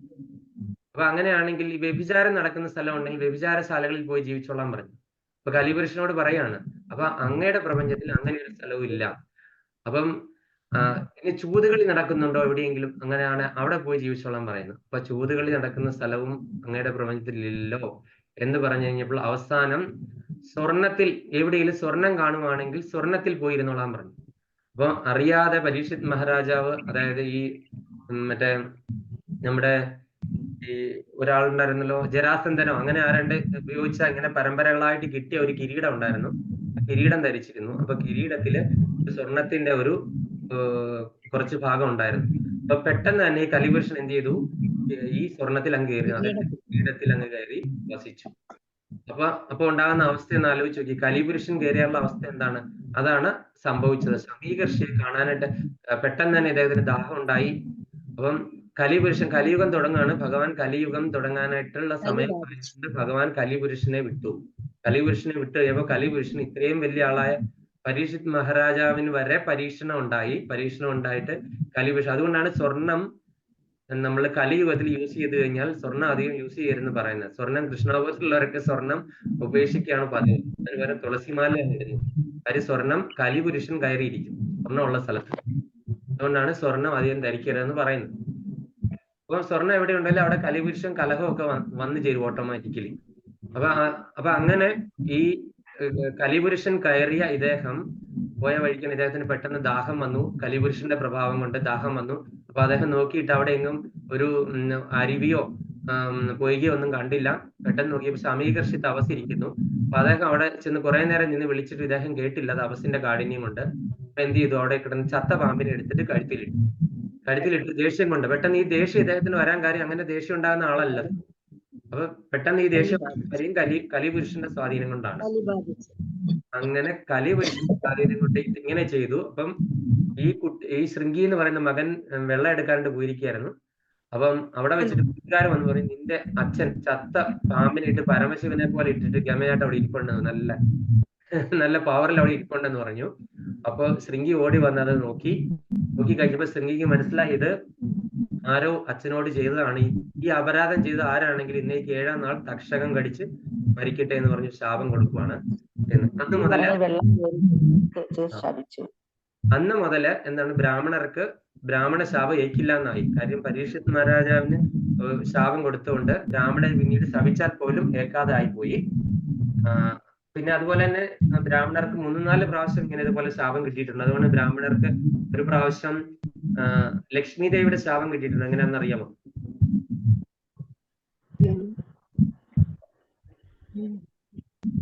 അതായത് നമ്മള് ഭഗവാൻ ഈ 3 ഭഗവാന്മാരിൽ ആരാണ് ശ്രേഷ്ഠൻ എന്നറിയാൻ വേണ്ടി ഒരു പരീക്ഷണം നടന്നു കഴിഞ്ഞപ്പോൾ അതിനു വേണ്ടിയിട്ട് ഭൃഗു മഹർഷിയാണ് നിയോഗിച്ചത് പരീക്ഷണം നടത്താനായിട്ട്.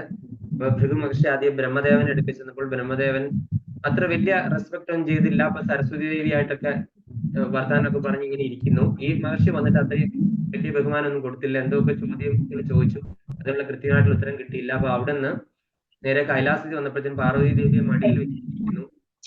അങ്ങനെ വന്ന് പിന്നെ അവിടെയും അദ്ദേഹത്തിന് മനസ്സിലായി ഇദ്ദേഹം ഒരു സുപ്രീം അല്ല എന്നുള്ള രീതിയിൽ മനസ്സിലാക്കി. പിന്നെ വൈകുണ്ഠത്തിൽ വന്നപ്പോ എന്താണ് സംഭവിച്ചത്? ഭഗവാൻ ഇങ്ങനെ ഗാഠനിദ്രയിലാണ്. ഭഗവാൻ നല്ല ഗാഠനിദ്രയിലായിരുന്നു. ആ സമയത്ത് എന്ത് ചെയ്തു, ഭൃഗു മഹർഷി എന്ത് ചെയ്തു, കാലെടുത്തിട്ട് നല്ല ഒരു ഒറ്റ ചവിട്ടി വിട്ടി ഭഗവാന്റെ നെഞ്ചു നോക്കി ഒരു ചവിട്ടി വിട്ട് ഭഗവാൻ പെട്ടെന്ന് ഉണർന്ന്, സാധാരണഗതിയിൽ നമ്മളാരെങ്കിലും ആണെന്ന് ഒറ്റ ശാപം കൊടുത്തന്നെ അല്ലെ, അല്ലെങ്കിൽ ആ കാല് പിടിച്ച് വലിച്ചിട്ട് താഴെ വിട്ടിട്ടന്നെ. ഭഗവാൻ എന്ത് ചെയ്തു, അങ്ങയുടെ കാലിന് ബുദ്ധിമുട്ടൊന്നും ഉണ്ടായില്ല, വേദന എടുത്തില്ലോ എന്ന് പറഞ്ഞ് ഭഗവാൻ ക്ഷമ ചോദിച്ചു. ഞാൻ അങ്ങ് വന്നതിൽ കണ്ടില്ല, അതിന് ക്ഷമിക്കണം എന്ന് പറഞ്ഞ് ഭഗവാൻ ക്ഷമ ചോദിച്ചു. അപ്പൊ ഭൃഗു മുഖർഷിക്ക് ഞാൻ ചെയ്തത് അപരാധമാണ് എന്ന് മനസ്സിലായി. അപ്പൊ അപ്പോഴാണ് അദ്ദേഹത്തിന് തോന്നി ഞാൻ ചെയ്തത് വലിയ അപരാധമാണല്ലോ. ഭഗവാനോട് ക്ഷമയൊക്കെ ചോദിച്ചു. അങ്ങാണ് ഈ 3 പേരിൽ ഏറ്റവും ശ്രേഷ്ഠനായ വ്യക്തി അങ്ങാണ് എന്ന് തെളിയിക്കപ്പെട്ടിരിക്കുന്നു. അപ്പൊ അങ്ങനെയൊക്കെ പറഞ്ഞ് ഇരിക്കെ ചെയ്ത് എന്താണ് ഭഗവാൻ എന്ത് ചെയ്തു, ഈ ഭക്തൻ ചവിട്ടിയ, ശരിക്കും ഒരു ഭക്തനുമായിരുന്നു അതെ, ഭക്തൻ ചവിട്ടിയ ആ അടയാളം ഭഗവാന്റെ നെഞ്ചിൽ ഭഗവാൻ ഇപ്പോൾ സൂക്ഷിച്ചിരിക്കുകയാണ് ഒരു അടയാളമായിട്ട്. ആ അടയാളത്തിന് പറയുന്ന പേരെന്താണെന്ന് അറിയാമോ? അതുകൊണ്ടാണ് ശ്രീവത്സ വക്ഷസൻ എന്ന് പറയുന്നത്. ഭഗവാനെ ശ്രീവത്സ വക്ഷസൻ എന്നാണ് പറയുന്നത്. അപ്പൊ അങ്ങനെ ആ ഒരു ശ്രീവത്സം നെഞ്ചിലേറ്റിയാണ് ഭഗവാൻ ഇരിക്കുന്നത്. പക്ഷെ ഈ ശ്രീവത്സം ഇരിക്കുന്ന സ്ഥലത്ത് വേറൊരാൾ ഇരിപ്പുണ്ട്, ശരിക്കുള്ള ശ്രീ അവിടെ ഇരിപ്പുണ്ട്. അതാരായിരുന്നു? മഹാലക്ഷ്മി. ഭഗവാന്റെ എപ്പോഴും ഹൃദയത്തിൽ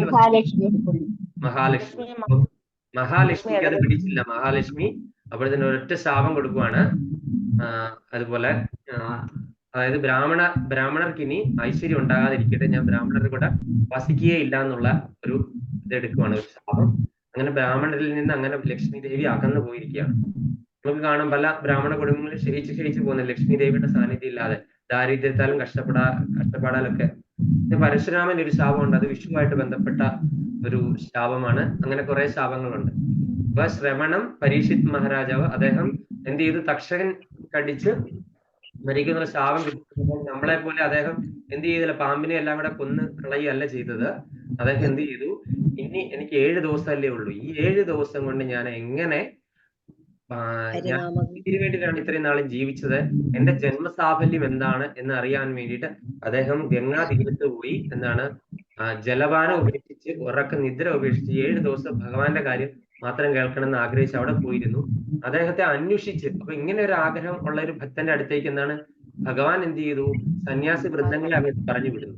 അപ്പം സുഖദേവ ബ്രഹ്മർഷി അല്ലെങ്കിൽ സൂനകനും അങ്ങനെയുള്ള നൈമിഷാരണ്യത്തിൽ ഉണ്ടായിരുന്ന ഋഷിമാരെല്ലാരും അവിടെ വന്ന് അസംബിൾ ചെയ്തു, വലിയൊരു സമ്മേളനമായി. അപ്പം അവരെല്ലാവരും ഈ ഭഗവാന്റെ കഥ പറയാനായിട്ട് തുടങ്ങുന്നില്ല. കാര്യം ഒരാൾ വരാനായിട്ട് വെയിറ്റ് ചെയ്യണം. ആരാണ്? സുഖദേവ ബ്രഹ്മർഷി, സുഖദേവ ഗോസ്വാമി, വ്യാസദേവന്റെ മകൻ സുഖദേവ ഗോസ്വാമി വരാനായിട്ട് വെയിറ്റ് ചെയ്യാണ്. എന്തുകൊണ്ടാണ് ഇദ്ദേഹത്തിന് സുഖദേവ ഗോസ്വാമി എന്ന് പേര് വരാൻ കാര്യം? തത്തയുടെ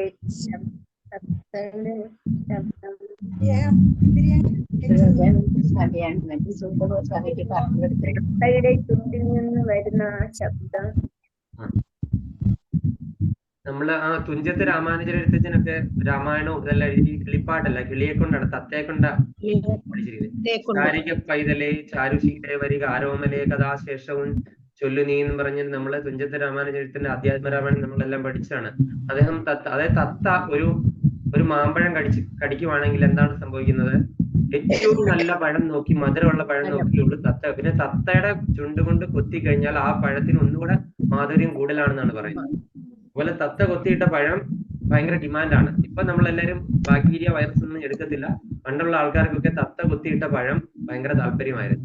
അപ്പൊ അതുകൊണ്ട് ഇത് സുഖദേവ ഗോസ്വാമിയുടെ മുഖത്തിൽ നിന്ന് വന്നത് കൊണ്ട്, സുഖബ്രഹ്മർഷിയുടെ മുഖത്തിൽ നിന്ന് വന്നുകൊണ്ട് ഈ ഭാഗവതം എന്നാണ് കേൾക്കുന്നവർക്ക് മാധുര്യം ഏറും. ഒരുപാട് മാധുര്യം, അത്ര മധുരമാണ്. ഈ ഭാഗവത രസം പാനം ചെയ്യുക എന്നാണ് പറയുന്നത്. ആചാര്യന്മാര് കുടിക്കുകയാണ് ചെയ്യുന്നത് ഭാഗവത രസം, ഭഗവാനെ പറ്റിയുള്ള കഥകള് അല്ലെ. അപ്പൊ അങ്ങനെ ഈ സുഖദേവ ഗോസ്വാമി അവിടെ എത്തിച്ചേരുവാണ്. കാര്യം സുഖദേവ ഗോസ്വാമിയുടെ ജന്മമായിട്ട് ബന്ധപ്പെട്ട് വേറൊരു കഥയുണ്ട്. അതെങ്ങനെയാന്ന് വെച്ച് കഴിഞ്ഞാൽ, സുഖദേവ ഗോസ്വാമി മഹാദേവൻ പാർവതി ദേവിക്ക് ഭാഗവത കഥ ഉപദേശിച്ചുകൊണ്ടിരിക്കുന്നു കൈലാസത്തിൽ. പാർവതി ദേവി ഇപ്പോഴാണ് ഈ വൃന്ദാ മഹാറാണിയില് വൃന്ദാദേവി എല്ലാവർക്കും അറിയത്തില്ലേ? തുളസി ദേവി. അപ്പൊ തുളസി ദേവി വൃന്ദാവനത്തില് ഒരുപാട് തത്തകളുണ്ട്.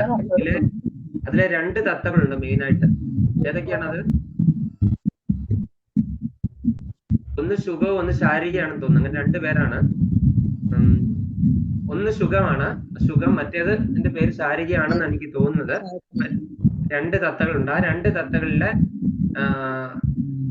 അവിടെ വെച്ചിട്ട് ഒരു സംഭവം ഉണ്ടായി. അപ്പൊ അതിന് ഞാൻ പറയുന്നില്ല. അതിലെ ഒരു തത്ത അവിടെ നിന്ന് ഓടി എന്താണ് ചെയ്യുന്നത്, നേരെ കൈലാസത്തിലേക്ക് ചെന്നിരിക്കുന്നു. കൈലാസത്തിൽ ചെല്ലുമ്പോൾ ഇവര് ഭാഗവത മഹാദേവൻ പാർവതി ദേവിക്ക് പറയുന്നത് ഇങ്ങനെ കേട്ടുകൊണ്ടിരിക്കുകയാണ്. അങ്ങനെ കേട്ടുകൊണ്ടിരുന്ന് കഴിഞ്ഞപ്പോൾ കുറച്ച് കഴിയുമ്പോൾ പാർവതി ദേവി ഉറങ്ങിപ്പോയി കഴിഞ്ഞ് കഴിഞ്ഞപ്പോഴത്തേന് എന്താണ്, ഈ തത്ത ഇവിടെ ഇരുന്ന് ഓരോ ശ്ലോകം പറയുമ്പോൾ ഇങ്ങനെ മൂളിക്കൊണ്ടിരിക്കുകയാണ്. കുറച്ചു നേരം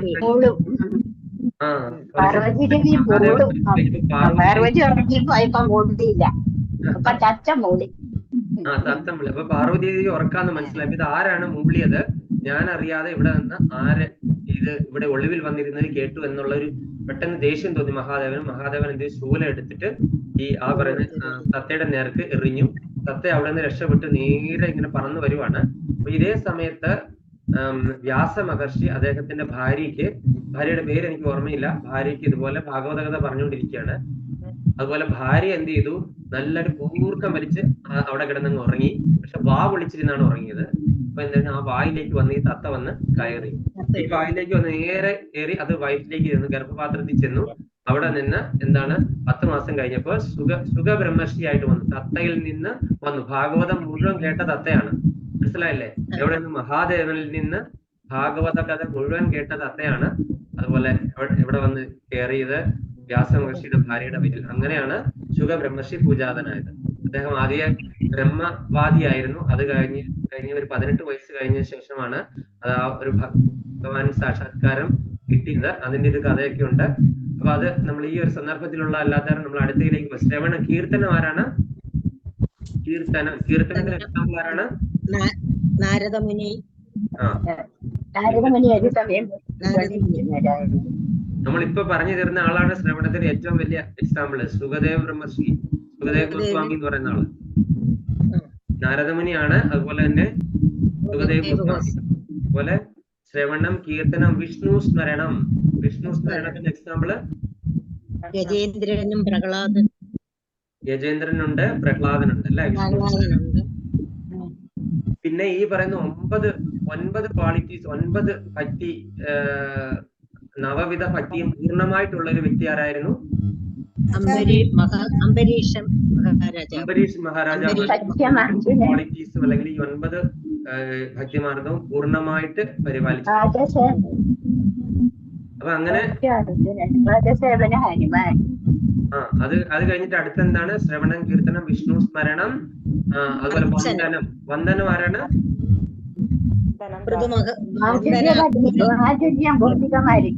അക്രൂരനാണ് വന്ദനം. വന്ദനത്തിന് അക്രൂരൻ. ഞാനിത് പലതവണ പറഞ്ഞതെന്നാണ്, തെറ്റിച്ച് കളഞ്ഞവരെല്ലാരും എംബോസിഷൻ എഴുതാം കേട്ടാ. വന്ദനം അക്രൂരൻ. ഭഗവാനെ കൊണ്ടുവരാനായിട്ട് ഇവിടെ പോയി വൃന്ദാവനത്തിൽ ഭഗവാനെ മധുരയിലേക്ക് കൂട്ടിക്കൊണ്ട് പോകാൻ നേരം ഭഗവാന്റെ പാദങ്ങളുടെ വൃന്ദാവനത്തിലെ മണത്തിൽ എവിടെ പതിഞ്ഞിരിക്കുന്നോ അവിടെ എല്ലാം ദണ്ഡ നമസ്കാരം ചെയ്തിട്ടാണ് ആര് പോയത്? ഭഗവാന്റെ പാദത്തിൽ പല അടയാളങ്ങളുണ്ട് അല്ലെ? ഈ അടയാളങ്ങൾ കണ്ടപ്പോൾ പരമഭക്തർക്ക് മനസ്സിലാകും ഇത് ഭഗവാന്റെ പത്മപാദങ്ങളാണെന്ന് മനസ്സിലാക്കി അവിടെ എല്ലാം വീണ്ടും നമസ്കരിച്ച് വന്ദനം ചെയ്തിട്ടാണ് അക്രൂരര് പോയത്. അപ്പൊ അത്രയും വലിയൊരു ഭക്തനാണ് അക്രൂരര്. അപ്പൊ അത് അക്രൂരനാണ് വന്ദനത്തിന്റെ എക്സാമ്പിള്. വന്ദനം. പിന്നെ അടുത്തത് ആരാണ്? പാദസേവനം. അർച്ചന ആരാണ്?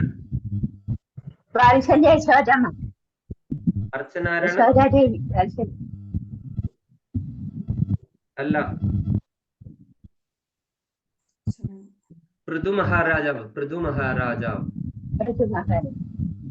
മഹാരാജാവ് എന്താണ് ചെയ്തത്? അർച്ചനം.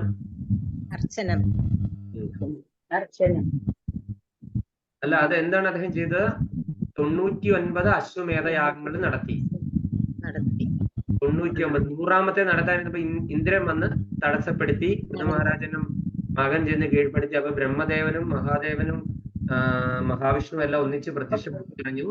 എന്താണ് ഈ ഒരു യാഗം നടത്തുന്നതിന്റെ ലക്ഷ്യം എന്താണ്? ഭഗവാന്റെ പ്രാപ്തി. ആ ഭഗവാൻ വന്നിരിക്കല്ലേ, ഇനി എന്താണ് 100ാമത്തെ നടത്തി ആ ഒരു പേര് കേട്ടിട്ട് എന്താ കാര്യം? സാക്ഷാൽ ഭഗവാൻ അവിടെ പ്രത്യക്ഷപ്പെട്ടു. നമ്മൾ ഭഗവാൻ പ്രത്യക്ഷപ്പെടാനായിട്ടല്ലേ നമ്മൾ ഈ ഒരു കൃത്യം ചെയ്തത്. ഭഗവാൻ അതേ അവിടെ വന്ന് നേരിട്ട് പറഞ്ഞിരിക്കുന്നു. അതിൽ കൂടുതൽ എന്താ വേണ്ടത്? അപ്പൊ അത് മനസ്സുകൊണ്ട് ആ ഒരു കീർത്തി 100 എന്നുള്ള കീർത്തി 99 ആയാലും ഭക്തന് ആ ഒരു പ്രശസ്തിയുടെ ആവശ്യമില്ല. 100 എന്നുള്ള സംഖ്യ. അപ്പം കാര്യം ഇന്ദ്രന് അസൂയുള്ളത് അത് ഇന്ദ്രന് തന്നെ അധപ്പതനം. പക്ഷെ ഭഗവാന്റെ ഭക്തന് ആ ഒരു ഇത് ഉണ്ടാകാൻ പാടില്ല. ഞാൻ 100 നടത്തി എന്നുള്ള പേര് കേൾക്കേണ്ട ആവശ്യമില്ല. സാക്ഷാൽ ഭഗവാന്റെ സാക്ഷാത്കാരം ഉണ്ടായാൽ അതുപോലെ എന്നുള്ളതാണ് ഭഗവാന്റെ ഭക്തരുടെ ആ ഒരു രീതി. അടുത്തത് വന്ദനം. സാക്ഷ്യം.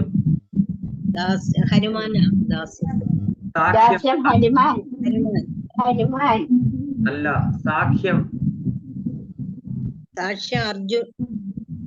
അർജുനൻ. പിന്നെ വേറെ ഉണ്ടല്ലോ അർജുനൻ.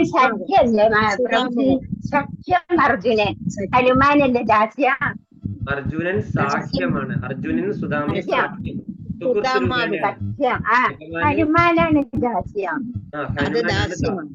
അതെ മാതാജി, ഹനുമാനാണ് ദാസ്യം. അപ്പൊ ദാസ്യം ഹനുമാൻ. അതുപോലെ തന്നെ ദാസ്യം ഭഗവാന്റെ സഹോദരനായിട്ടുള്ള ലക്ഷ്മണനും ദാസ്യഭാവത്തിൽ തന്നെ ആയിരുന്നു. അതായത് 14 വർഷം ഒരു ജലപാനം പോലും ഇല്ലാതെ ഉറങ്ങാതെ 14 വർഷം ഭഗവാന്റെ സേവ ചെയ്ത ആളാണ് ലക്ഷ്മണൻ. അപ്പൊ ഭഗവാൻ അത് ദാസ്യം തന്നെയാണ് ശരിക്കും ലക്ഷ്മണനും. ശരിക്കും ഹനുമാനാണ് നമ്മൾ പറയുന്നതെങ്കിലും ലക്ഷ്മണനും ഒരു ദാസ്യഭാവത്തിൽ തന്നെ ആയിരുന്നു. പിന്നെ ആരാണ് പാദസേവനം? ലക്ഷ്മി ദേവി. ലക്ഷ്മി ദേവിയാണ് പാദസേവനത്തിന്. ഭഗവാന്റെ ഏത് സമയം പാദത്തിൽ മസാജ് ചെയ്തുകൊണ്ടാണ് ലക്ഷ്മി ദേവി ഇരിക്കുന്നത്. പാദസേവനം. അതുപോലെ തന്നെ പിന്നെ അടുത്ത് എന്താണ്? ആത്മനിവേദനം. ആരാണ് ആത്മനിവേദനം? അംബരീഷ് മഹാരാജാവും അതുപോലെ തന്നെ മഹാബലി എങ്ങനെയാണ് ആത്മനിവേദനം നടത്തിയത്?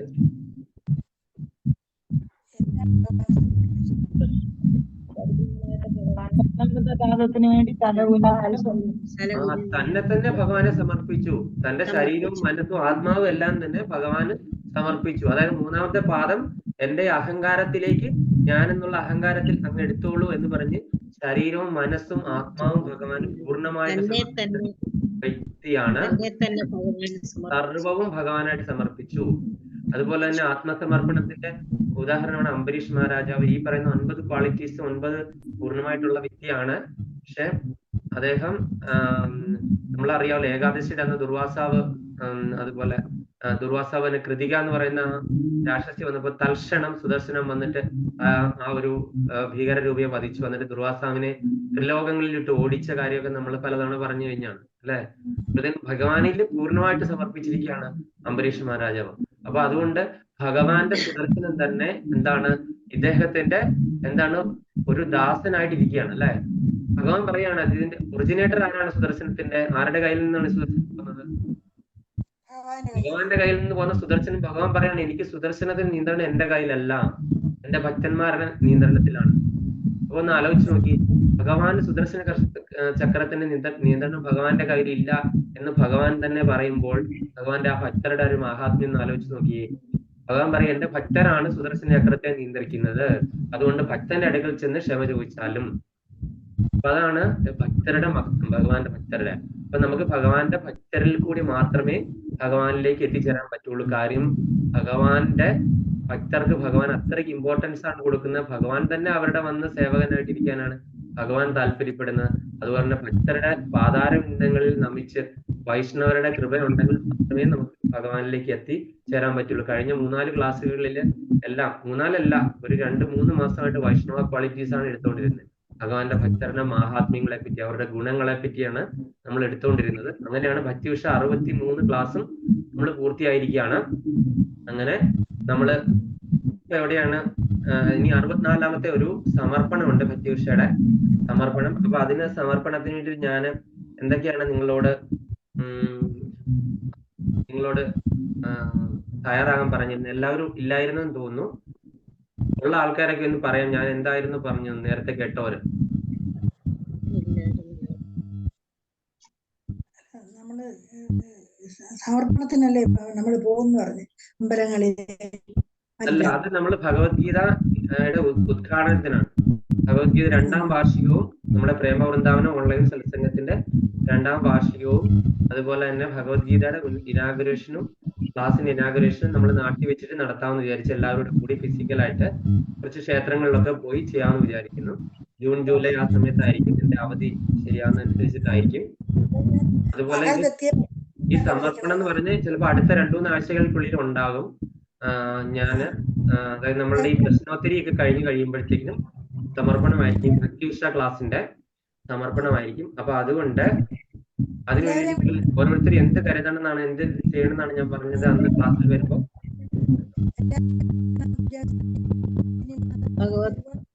ഒരുപാട് പേരെ വിളിക്കണം, ശ്ലോകങ്ങൾ പറയുക, കഥകൾ പറയുക, കീർത്തനങ്ങൾ പാടുക, നമ്മളെ കൊണ്ടാകുന്ന എന്തെങ്കിലും കാര്യങ്ങള്.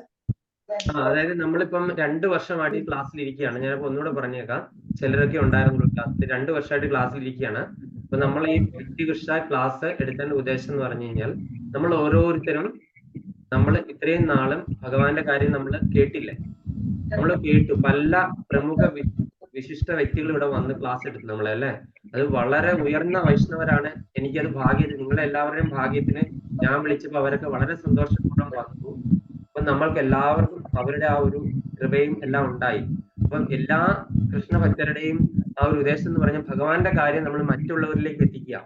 കാര്യം ഭഗവാന്റെ ആ ഒരു മാർഗത്തിലേക്ക് ഒരു ജീവാത്മാവ് എന്ന് പറഞ്ഞാൽ അന്ധകൂപത്തിൽ കിടക്കാണല്ലേ നമ്മള്. അന്ധകൂപമാകുന്ന ഈ ഭൗതിക ലോകത്തിൽ നിന്ന് നമ്മൾ അവരെ ഉയർത്തുക എന്നുള്ളൊരു കർമ്മമാണ് നമ്മൾ കൃഷ്ണഭക്തി അവരിലേക്ക് കൊടുക്കുന്നത്. അതായത് ഒരു ജീവദയ അവർക്ക് ദാനം ചെയ്യുവാണ് നമ്മളല്ലേ.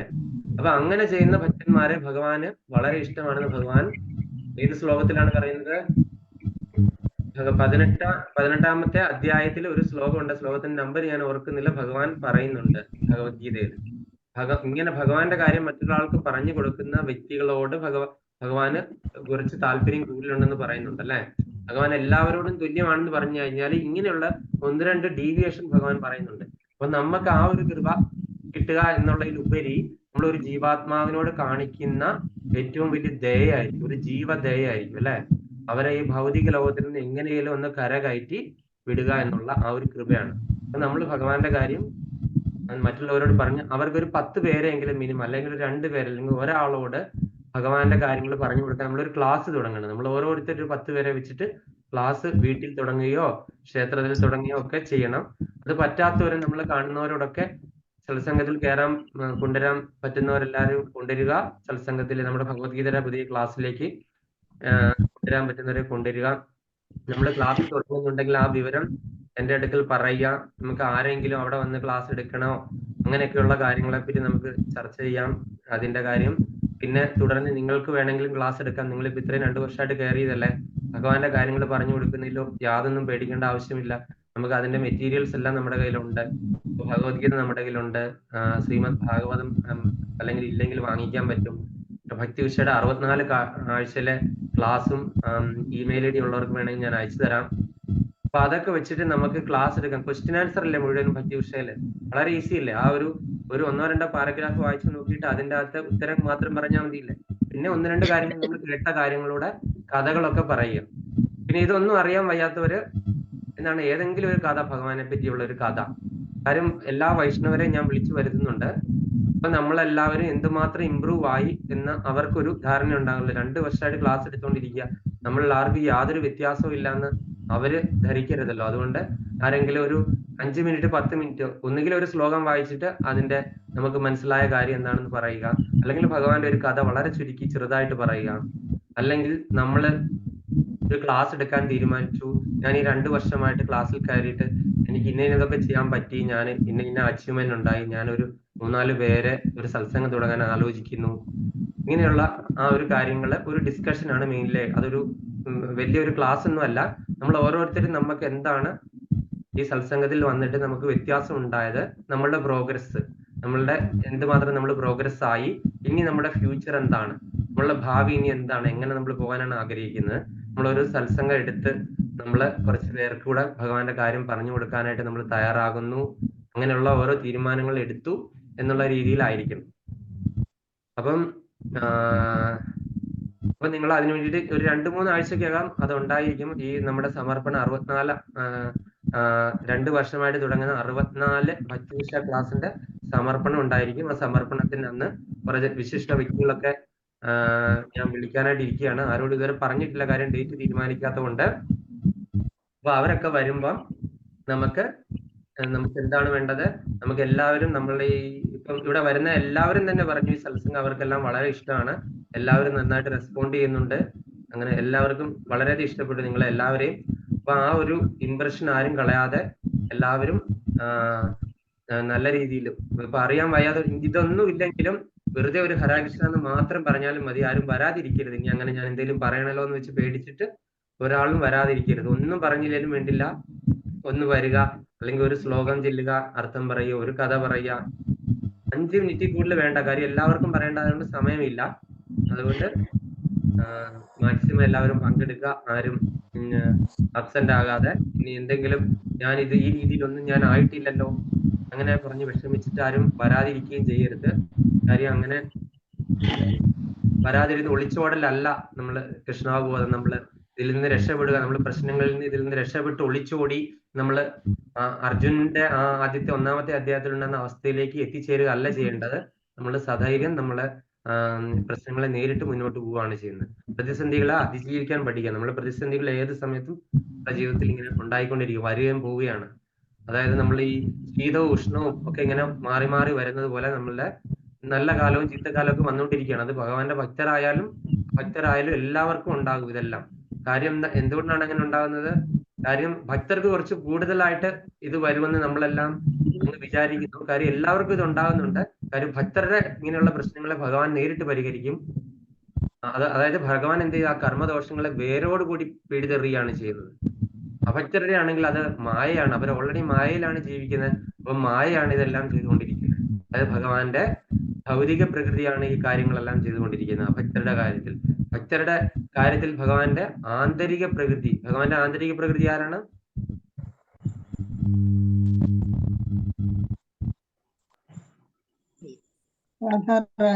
രാധാറാണി. ഭഗവാന്റെ ആന്തരിക പ്രകൃതി രാധാറാണിയാണ്. രാധാറാണിയാണ് ഭക്തരുടെ കാര്യങ്ങളിൽ നമ്മളെ എന്താണ് സ്വന്തം അമ്മ. അതായത് കുട്ടികളോട് നമ്മൾ ഏതെല്ലാം രീതിയിലുള്ള മര്യാദകളും ഇതെല്ലാം കാണിച്ചെങ്കിൽ സ്വന്തം അമ്മയ്ക്ക് ആ കുട്ടികളോട് എന്തെങ്കിലും ഒരു ഇതുണ്ടോ? ഇല്ലല്ലോ. അത്ര വാത്സല്യമാണല്ലേ. അപ്പം അവൻ എന്നോട് അങ്ങനെ ചെയ്തു എന്ന് പറഞ്ഞ് അമ്മയ്ക്ക് ഒരിക്കലും ഒരു ഇതുണ്ടാകത്തില്ല എന്ന് പറഞ്ഞുള്ള രാധാറാണി അത്ര മേർസിബിൾ ആണ്, അത്ര കാരുണ്യമുള്ളവളാണ്. അപ്പൊ ആ രാധാറാണിയാണ് ഭഗവാന്റെ അടുത്തേക്ക് നമ്മളെ വിടുന്നത്. അതിന് നമുക്ക് ആർക്കും ഭഗവാനിലേക്ക് അപ്രോച്ച് ചെയ്യാനുള്ള ക്വാളിറ്റി ഇല്ല, ക്വാളിഫിക്കേഷൻ ഇല്ല. അതിനു വേണ്ടിയിട്ട് നമ്മള് എന്താണ് സ്വന്തം അമ്മയെ സമീപിച്ച അമ്മയിൽ കൂടി ഭഗവാനിലേക്ക് എത്തുക, സ്വന്തം അച്ഛന്റെ അടുത്തേക്ക് എത്തുക, നമ്മുടെ സ്വഭാവനത്തിലേക്ക് തിരിച്ചെത്തുക. എങ്ങനെ സ്വഭാവനത്തിലേക്ക് തിരിച്ചെത്താം? നമ്മള് അതിനുള്ള ക്വാളിറ്റി ഉണ്ടാകുന്ന ആരിൽ കൂടെയാണ്? നമ്മളുടെ ഗുരുക്കന്മാരിൽ കൂടെ. നമ്മൾ രാധാറാണിയിലെത്തി, രാധാറാണിയാണ് നമ്മളെ റെക്കമെൻഡ് ചെയ്യുന്നത് ഭഗവാന്റെ അടുത്തേക്ക് പോകാനായിട്ട്, അല്ലെ? അല്ലെങ്കിൽ നമ്മളുടെ അതായത് നമ്മൾ ആരുടെ ഭാവത്തിലേക്ക് എത്തിച്ചേരണം? നമ്മളല്ലെങ്കിൽ ഇതൊന്നും ഇല്ലാതെ കുറെ പേർക്കൊക്കെ ഭഗവാന്റെ ഇത് കിട്ടി. പക്ഷെ ആ ഒരു ഭാഗ്യം ചെയ്ത ആത്മാക്കളാണോ നമ്മൾ എന്നറിയില്ല. പൂന്താനം ഉടലോടെ സ്വർഗത്തോട് പോയ ആളാണ്. പിന്നെ ആരാണ്? ഗുരുരമ്മ. ഭഗവാനെ കുടത്തിലൊക്കെ ഇട്ട് അടച്ചു വെച്ച ആളാണ്. അപ്പൊ അങ്ങനെ യശോദാമ്മ ഭഗവാനെ കെട്ടിയിട്ടു, അല്ലെ? ഭഗവാനായിട്ട് അടി കൊടുത്തു. അപ്പൊ അതൊക്കെ ചെയ്യണമെങ്കിൽ അങ്ങനെയുള്ള ക്വാളിറ്റി ഉള്ളവരല്ലാത്തത് കൊണ്ട് നമ്മൾ എന്താണ്, നമ്മുടെ ബൈ പ്രാക്ടീസ് കൊണ്ട് നമ്മുടെ ഹരിനാമ ജപത്തിലൂടെ നമ്മൾ ഓരോ ഹരേ കൃഷ്ണ മഹാമന്ത്ര ജപത്തിൽ കൂടെ ഹരേ എന്ന് പറഞ്ഞ് നമ്മൾ 8 പ്രാവശ്യം പറയുന്നുണ്ട്. ഹരേ ആരാണ്? രാധാറാണി. ഭഗവാന്റെ ശക്തിയായ രാധാറാണിയാണ് ഹരേ. അപ്പൊ ആ ഹരയെ നമ്മൾ 8 പ്രാവശ്യം ഗ്ലോറിഫൈ ചെയ്തു, അല്ലെ? അതുപോലെ രാമൻ ആരാണ്? ബലരാമൻ. നമ്മുടെ ആ ആധ്യാത്മികതയിലെ ബലം തരുന്നത്, നമ്മളുടെ ആ ദൃഢത തരുന്നത് എല്ലാം തന്നെ ബലരാമനാണ്. അങ്ങനെ ആ രാമൻ, എല്ലാവരെയും രമിപ്പിക്കുന്ന രാമൻ. അപ്പൊ ആ ബലരാമനും ഒക്കെ തന്നെയാണ് നമ്മളെ എന്താണ് ചെയ്യുന്നത്? ഭഗവാന്റെ അടുത്തിലേക്ക് ചെല്ലുന്നത്. കൃഷ്ണ 4, രാമ 4, ഹര 8. അങ്ങനെ 16 വാക്കുകളാണ് ആ മന്ത്രത്തിലുള്ളത്. അപ്പൊ ആ മന്ത്രജപത്തിൽ കൂടെ നമ്മളൊരു ഗുരുവിന്റെ സാന്നിധ്യത്തിൽ, ഗുരുവിൽ കൂടി ബാക്കിയുള്ള വൈഷ്ണവരിൽ കൂടി, ഗുരുപരമ്പരയിൽ കൂടി നേരെ രാധാറാണിയിൽ കൂടെ നമുക്ക് കൃഷ്ണനിലേക്ക് എത്തിച്ചേരാം. അപ്പൊ നമ്മളുടെ സ്വഭവനം എന്ന് പറയുന്നത് എവിടെയാണ്? സ്വന്തം ഭവനം. നമ്മൾ യഥാർത്ഥത്തിൽ എവിടെയായിരുന്നു? ഭഗവാന്റെ ഗോലോക വൃന്ദാവനത്തിൽ. ഭഗവാന്റെ ഗോലോക വൃന്ദാവനത്തിലായിരുന്നു നമ്മൾ യഥാർത്ഥത്തിൽ. നമ്മൾ ഓരോ ജീവാത്മാക്കളും അവിടെ എന്തായിരുന്നു നമ്മളുടെ യഥാർത്ഥ രൂപം? ഭഗവാന്റെ രൂപം തന്നെ അല്ല മാതാജി. ഭഗവാന്റെ ദാസനായിട്ട് ചിലപ്പോ ശ്രീരഞ്ജി മാതാജിക്ക് അറിയാമായിരിക്കും. ശ്രീരഞ്ജി മാതാജി, നമ്മളുടെ യഥാർത്ഥ സ്വരൂപം എന്തായിരുന്നു അവിടെ ഗോലോക വൃന്ദാവനത്തിൽ? ഭഗവാന്റെ ദാസ്യ രൂപമല്ലേ? ഹരിബോൾ, ഹരേ കൃഷ്ണ. ശരിയാണ്. വേറെ സ്വരൂപന നിത്യേന കൃഷ്ണദാസ്. ഭഗവാന്റെ ചൈതന്യ മഹാപ്രഭു പറഞ്ഞിട്ടുണ്ട്, നമ്മളുടെ യഥാർത്ഥ സ്വരൂപം എന്ന് പറഞ്ഞാൽ നമ്മൾ ഭഗവാന്റെ നിത്യദാസന് എന്നുള്ള ഭാവത്തിലായിരുന്നു നമ്മൾ അവിടെ, അല്ലെ? ഭഗവാന്റെ നിത്യദാസനായിട്ട് നിത്യേന കൃഷ്ണദാസൻ, നിത്യം കൃഷ്ണദാസനായിരുന്നു നമ്മൾ യഥാർത്ഥ സ്വരൂപം. പക്ഷെ നമ്മൾ അവിടെ നിന്ന് എന്തുകൊണ്ട് താഴേക്ക് പതിച്ചു ഭൗതിക ലോകത്തിലേക്ക്? നമുക്ക് സ്വന്തമായിട്ട് എപ്പോ ആസ്വദിക്കണം തോന്നി, നമുക്കും അതുപോലെ സുഖിക്കണം. നമുക്ക് അതുപോലെ. ഭഗവാൻ എല്ലാ എൻജോയർ അല്ലേ? ഭോക്താരാം യജ്ഞതപസാന്ന് പറഞ്ഞ എല്ലാ ഭോഗങ്ങളും ആർക്കും ഉണ്ടായിരുന്നു ഓഫർ ചെയ്യുന്ന ഭഗവാനല്ലേ? അപ്പൊ ഇതെല്ലാം ഭഗവാൻ പൂജിക്കുന്ന കാണുമ്പോൾ നമുക്ക് എപ്പോഴും തോന്നുകയാണ് ഭഗവാന്റെ ദാസ്യത്തിൽ നിന്ന് മാറിയിട്ട് ഇത് നമുക്ക് സ്വന്തമായിട്ട് ആസ്വദിക്കണം തോന്നുമ്പോൾ ഭഗവാൻ എന്ത് ചെയ്യാം? നമുക്ക് സ്വന്തമായിട്ട് ഒരു മനസ്സ് തന്നിട്ട്, ആസ്വദിക്കാനായിട്ടുള്ള ഒരു മനസ്സും ആത്മാവും തന്നിട്ട് നമ്മളെ ഈ ഭൗതിക ലോകത്തിലേക്ക് അങ്ങോട്ട് വിടുവാണ്. ആ സമയം തന്നെ നമ്മൾ താഴ്ത്തപ്പെടും. നീ സ്വന്തമായിട്ട് ആസ്വദിച്ചു, വേറെ ആരും ഇൻവോൾവ് ചെയ്യുന്നില്ല, സ്വാതന്ത്ര്യം തന്നിരിക്കുകയാണ്. പക്ഷെ നമ്മൾ ആ സ്വാതന്ത്ര്യം വലിയ സ്വാതന്ത്ര്യമായിട്ട് കാണുകയാണ്. പക്ഷെ അത് കടുകുമണിയോടുള്ള സ്വാതന്ത്ര്യമുള്ളൂ. അങ്ങനെ 84 ലക്ഷം ജീവരാശികളിൽ കൂടെ ജനിച്ചും മരിച്ചും ഇങ്ങനെ കറങ്ങി ഇവിടെ കിടന്ന് ഭൗതിക ലോകത്തിൽ കിടന്ന് കറങ്ങുകയാണ്. അതായത് ഓരോ ജീവാത്മാവിന്റെയും ഗർഭപാത്രത്തിൽ നമ്മൾ കയറുമ്പോൾ അവിടെ കിടന്ന് അനുഭവിക്കേണ്ട യാതനകൾക്ക് കൈ കണക്കുമില്ല. നമ്മള് ഈ ജഡായു സ്തുതിയിലല്ല, ഈ നമ്മളെന്താ പറയുക, ജഡായുവിന്റെ ഒരു സമ്പാദ്യ വാക്യത്തില് ആ ഗർഭപാത്രത്തിൽ കിടന്ന് ഒരു കുട്ടി അനുഭവിക്കുന്ന വേദനകളെ പറ്റി ഇങ്ങനെ പറയുന്നുണ്ട് വ്യക്തമായിട്ട്. അവിടെ നിന്ന് എന്താണ്? നാരായണ സ്വാമി ഒഴിഞ്ഞ് മറ്റന്യനെ ഞാൻ ഭജിക്കില്ല എന്ന് പറഞ്ഞ് ഭഗവാനോട് സത്യം ചെയ്തിട്ടാണ് ഭഗവാൻ കൃപ തോന്നി നമ്മളെ താഴേക്ക് വിടുന്നത്, അതായത് ജനിക്കാനായിട്ട് അനുവദിക്കുന്നത്, അല്ലെ? നാരായണ സ്വാമി മറ്റേ അന്യനെ ഞാൻ ഭജിക്കില്ല എന്ന് കാര്യം എന്തൊക്കെയാണ്? ഗർഭപാത്രത്തിൽ കിടക്കുമ്പോൾ പീഡകൾ ഉണ്ടാകുന്നത് ഈ കൃമികൾ, അല്ലെ? കുട്ടികള് വിസർജ്യം മുഴുവൻ അവിടെ ഉണ്ട്. അതിൽ നിന്ന് കൃമികൾ ഉണ്ടായിട്ട് ഈ കൃമികളെല്ലാം ഈ കുട്ടിയെ ഇങ്ങനെ ഉപദ്രവിച്ചുകൊണ്ടിരിക്കുകയാണ്, ഇങ്ങനെ കുത്തി വേദനിപ്പിച്ചുകൊണ്ടിരിക്കുകയാണ്. അപ്പൊ കുട്ടി കൈയും കാലും അനക്കുമ്പോ നമ്മൾ വെറുതെ കുട്ടി അനങ്ങി ഈ കുട്ടി അണങ്ങി എന്ന് പറഞ്ഞ് നമ്മളെല്ലാരും സന്തോഷിക്കും. പക്ഷെ കുട്ടി വേദന കൊണ്ട് അവിടെ ഇരുന്ന് പൊളയുവാണ്. പക്ഷെ ഈ കുട്ടിക്ക് എന്താണ്, ഈ ആത്മജ്ഞാനം ഉണ്ട്, ഈ കുട്ടിക്ക് ആത്മജ്ഞാനം ഉണ്ട്. അതുകൊണ്ടാണ് കൃഷ്ണാബോധം ശരിക്കും തുടങ്ങേണ്ടത്. ഗർഭത്തിൽ നിന്നാണ് ഈ കൃഷ്ണാബോധം ശരിക്കും തുടങ്ങേണ്ടത്. അതായത് അമ്മ ഇരുന്ന് ചെയ്യേണ്ട എന്താണ്, TV സീരിയൽ ഹൊറർ സിനിമയൊന്നും കാണുകയല്ല ചെയ്യേണ്ടത്. ഭഗവത്ഗീത ഭാഗവതം വായിച്ച് ഹരിനാമം ജപിക്കുകയാണ് വേണ്ടത്. അതിനുവേണ്ടി അമ്മ എന്താണ്, കുറെ ചിക്കനും മട്ടനും എരിവുള്ള സാധനവും അതേ നാക്കിന് രുചിയുള്ള എല്ലാ സാധനങ്ങളും വലിച്ചു കയറ്റും. അതുകൊണ്ട് ഈ കൊച്ചിന്റെ കണ്ണ് അവിടെ ഇരുന്ന് പൊടിയുവാണ്. അതായത് ഈ എരിവ് കാരണം ഈ കൊച്ചു അവിടെ കിടന്ന് വിഷമം. അപ്പൊ കാലും കൈയിട്ട് അടിക്കുമ്പോ നല്ല നല്ല മസാല ദോശ ഇതെല്ലാം കൂടെ കഴിച്ചു കഴിഞ്ഞപ്പോ കൊച്ചു കാലും കൈ അനക്കുന്നുണ്ടെന്ന് നമ്മൾ സന്തോഷിക്കുക ചെയ്യുന്നത്. ശരിക്കും ആ കൊച്ചു കിടന്ന് എന്താണ് വേദന കൊണ്ട് പൊളയുവാണ്. അപ്പൊ അതിന് അവസാനം എങ്ങനെയെങ്കിലും ഇവിടെ നിന്ന് രക്ഷപ്പെട്ടാൽ മതി എന്ന് പറഞ്ഞ് ഈ കൊച്ച് ഇതിന്റെ എത്ര ജന്മങ്ങൾ എടുത്തു അത്രയും ജന്മങ്ങളിലെ കാര്യങ്ങൾ മുഴുവൻ ഒരു സ്ക്രീനിൽ കാണുന്ന പോലെ ഈ കുട്ടി കാണുകയാണ് അവിടെ. അപ്പൊ ഇതെല്ലാം കൂടെ കേട്ട് കഴിഞ്ഞാൽ കുട്ടി ഭഗവാനോട് പ്രതിജ്ഞ ചെയ്യുവാണ്, ഞാൻ ഇനി ഭഗവാന്റെ നാമങ്ങൾ ഒഴിഞ്ഞ് മറ്റൊന്നുമില്ല എന്ന് പറഞ്ഞ് പ്രതിജ്ഞ എന്നെ, അതായത് ഇനി ഈ അടുത്ത ജന്മം കൊണ്ട് ഞാൻ ഭഗവാനിലേക്ക് തിരിച്ചെത്തുമെന്നും പറഞ്ഞ് പ്രതിജ്ഞ ചെയ്ത് താഴോട്ട് ഇറങ്ങി കഴിഞ്ഞിട്ട് എന്താണ് സംഭവിക്കുന്നത്? നമ്മുടെ തല ഇങ്ങനെ പുറത്തേക്ക് വന്നപ്പോ തലയില് ഗ്രഹങ്ങൾ ഇങ്ങനെ തലക്കുറി വരയ്ക്കും.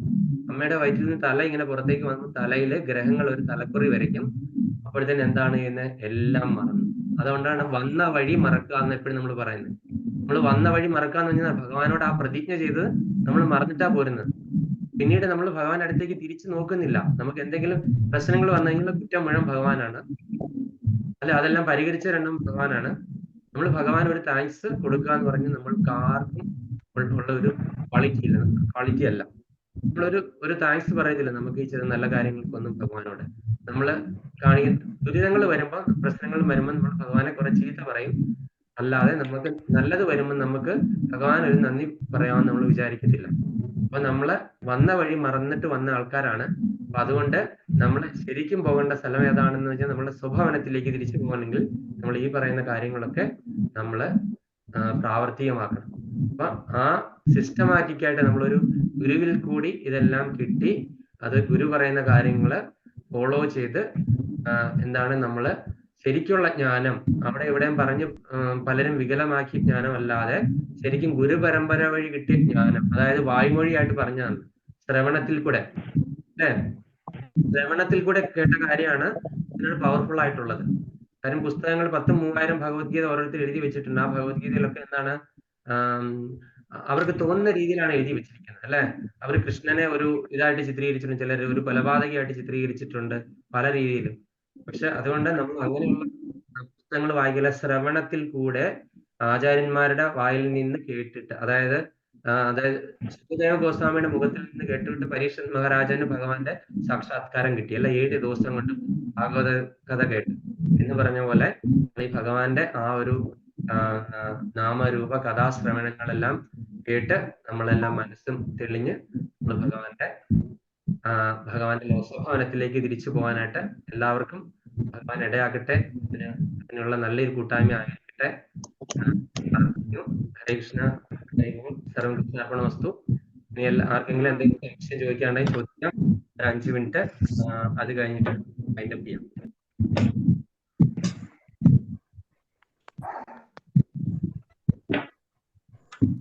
അല്ലെങ്കിൽ എന്തെങ്കിലും റിയലൈസേഷൻ ഉണ്ടെങ്കിൽ അത് പറയാം, അല്ലെങ്കിൽ എന്തെങ്കിലും പോയിന്റ്സ് ഉണ്ടെങ്കിൽ പറയാം.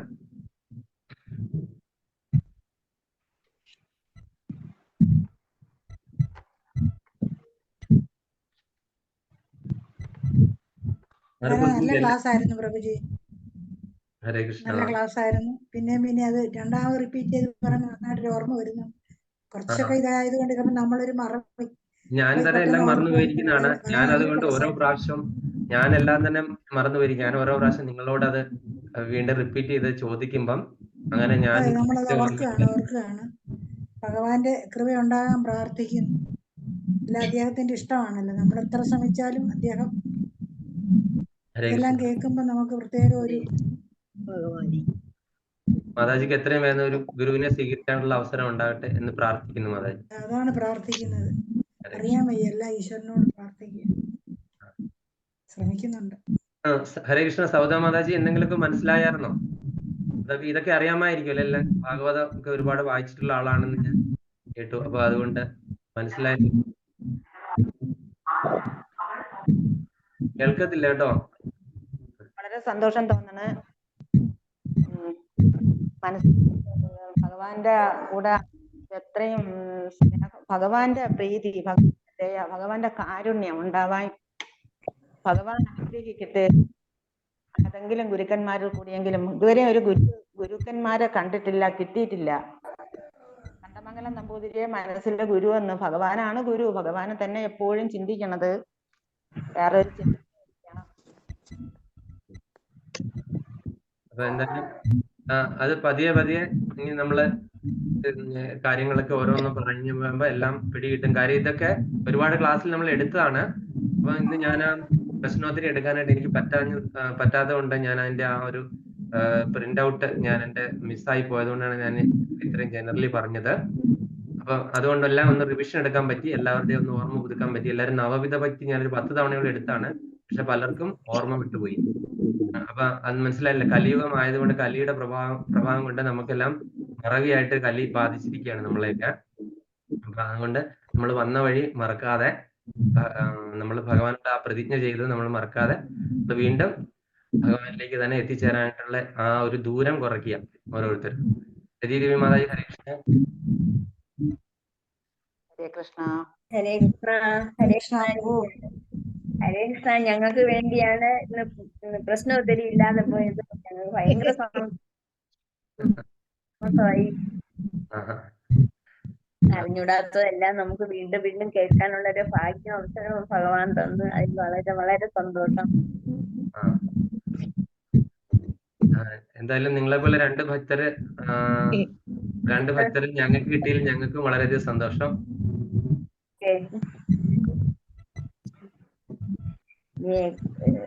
ഒക്കുന്ന ദിവസമുണ്ട് ഞങ്ങൾ ഇതിൽ കയറും. പക്ഷേ ഒത്തില്ലെങ്കിലും നമ്മള് വിഷമിക്കണ്ട. ഞങ്ങൾ എല്ലാ വെള്ളിയാഴ്ചയും കയറാനുള്ള എല്ലാ സാഹചര്യവും ഭഗവാൻ തരട്ടെ എന്ന് ഞങ്ങൾ ആഗ്രഹിക്കുന്നു. അത് തീർച്ചയായിട്ടും നമ്മൾ മനസ്സിൽ ആഗ്രഹം ഉണ്ടായാൽ മതി, തീർച്ചയായിട്ടും അതിന് ഭഗവാൻ സാഹചര്യം ഉണ്ടാക്കി തരും. കാര്യം ഭാവഗ്രാഹി ജനാർദ്ദൻ എന്നാണ് പറയുന്നത്. നമ്മളുടെ ഭാവത്തെ ഭഗവാൻ ഗ്രഹിക്കും. അത് വേറൊരാൾക്കും ഗ്രഹിക്കാൻ പറ്റില്ല, ഭഗവാനെ അറിയുള്ളൂ. നമ്മളുടെ ഭാവം എന്താണ്, നമ്മളുടെ ഇച്ഛയ്ക്ക് അനുസരിച്ചിട്ടാണ് ഭഗവാൻ നമുക്ക് ബാക്കി കാര്യങ്ങളൊക്കെ സാധിച്ചു തരുന്നത്.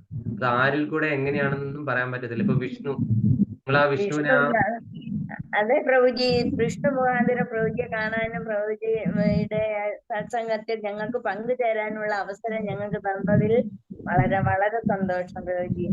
ഇപ്പം നിങ്ങളുടെ തന്നെ അടുത്തുള്ള 2 പേരുണ്ട് ഇതിനകത്തുണ്ട്. ഒന്ന് ബിന്ദു മാതാജി, ഒന്ന് സൗഭാഗ്യവതി കലാമാതാജി. 2 പേര് തിരുവനന്തപുരത്ത് നിങ്ങളുടെ ഭാഗത്തുനിന്നാണ്, വിഷ്ണുവിന്റെ ഒക്കെ അടുത്തുള്ളതാണ്. ബിന്ദു മാതാജി ഇവിടെ ഉണ്ട്. ചിലപ്പം നിങ്ങളെ അറിയാവുന്നതായിരിക്കും, എനിക്കറിയില്ല എങ്ങനെയാന്ന്. പരിചയപ്പെടുക അല്ലെങ്കിൽ ഫോണിൽ കൂടെ സംസാരിച്ച് നോക്കുക. ഇപ്പൊ അറിയാവുന്നവരായിരിക്കും. നമ്മൾ സത്സംഗത്തിൽ ഏകദേശം 2 വർഷത്തിനടുത്തായിട്ട് കയറുന്നവരാണ്. ഇത് ബിന്ദു മാതാജി, പിന്നെ കലാമാതാജി. അവർ 2 പേരും ഇതിന്റെ ഉള്ളിൽ ഇപ്പൊ ഉണ്ട്, സ്ഥലത്ത് കേട്ടുകൊണ്ടിരിക്കുന്നുണ്ട്. ഓക്കെ, അപ്പൊ അവരുമായിട്ടൊക്കെ ബന്ധപ്പെട്ട് കൂടുതൽ കാര്യങ്ങൾ മനസ്സിലാക്കാനായിട്ട് സാധിക്കും. ഓക്കെ, അപ്പൊ ശരി, വളരെ സന്തോഷം. രതീദേവി മാതാജി പറഞ്ഞോളൂ. മാതാജിക്ക് ഇപ്പം റീസെന്റ് എന്തെങ്കിലും കൃഷ്ണാനുഭവം ഉണ്ടായോ? എന്തെങ്കിലും അതുപോലെ ഭക്തിയുത സേവനമൊക്കെ ചെയ്യാനായിട്ട് പറ്റിയോ? എന്താണ് മാതാജിയുടെ?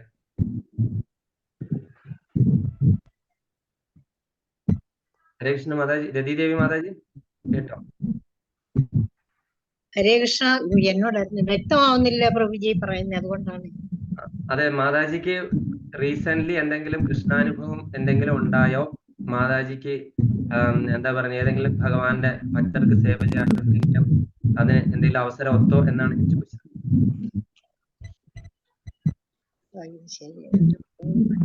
കേട്ടില്ല മാതാജി, കേട്ടില്ല. കട്ടായി പോകുന്നു പ്രഭുജി. ഹരേ കൃഷ്ണ. ഹരേ കൃഷ്ണ മാതാജി, കേൾക്കാമോ ഞാൻ സംസാരിക്കുന്നത്? കേക്കാം. ഇപ്പൊ കാണാം. ഏത് കട്ടായി പോകുന്നു കേട്ടോ, കറണ്ട് പോയി. അതെയോ? എന്നാ എടുക്കാം, നോക്കട്ടെ. ഹരേ കൃഷ്ണ. ഹരേ കൃഷ്ണ. ഗീത മാതാജി, മാതാജി പറയൂ. മാതാജിക്ക് എന്തെങ്കിലും റിയലൈസേഷൻ ഉണ്ടെങ്കിൽ പറയൂ മാതാജി. ഹരേ കൃഷ്ണ. ഗീത മാതാജി, മല്ലപ്പള്ളി.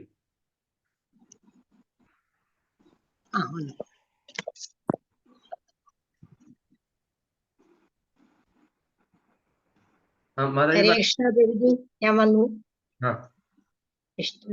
ഭഗവാൻ ഈ 2 വർഷം കൊണ്ട് ഇതെല്ലാം കളഞ്ഞ് പറയുന്നത് കൊണ്ട് ആത്മീയത്തില് അല്ലായിരുന്നു പ്രഭുജി.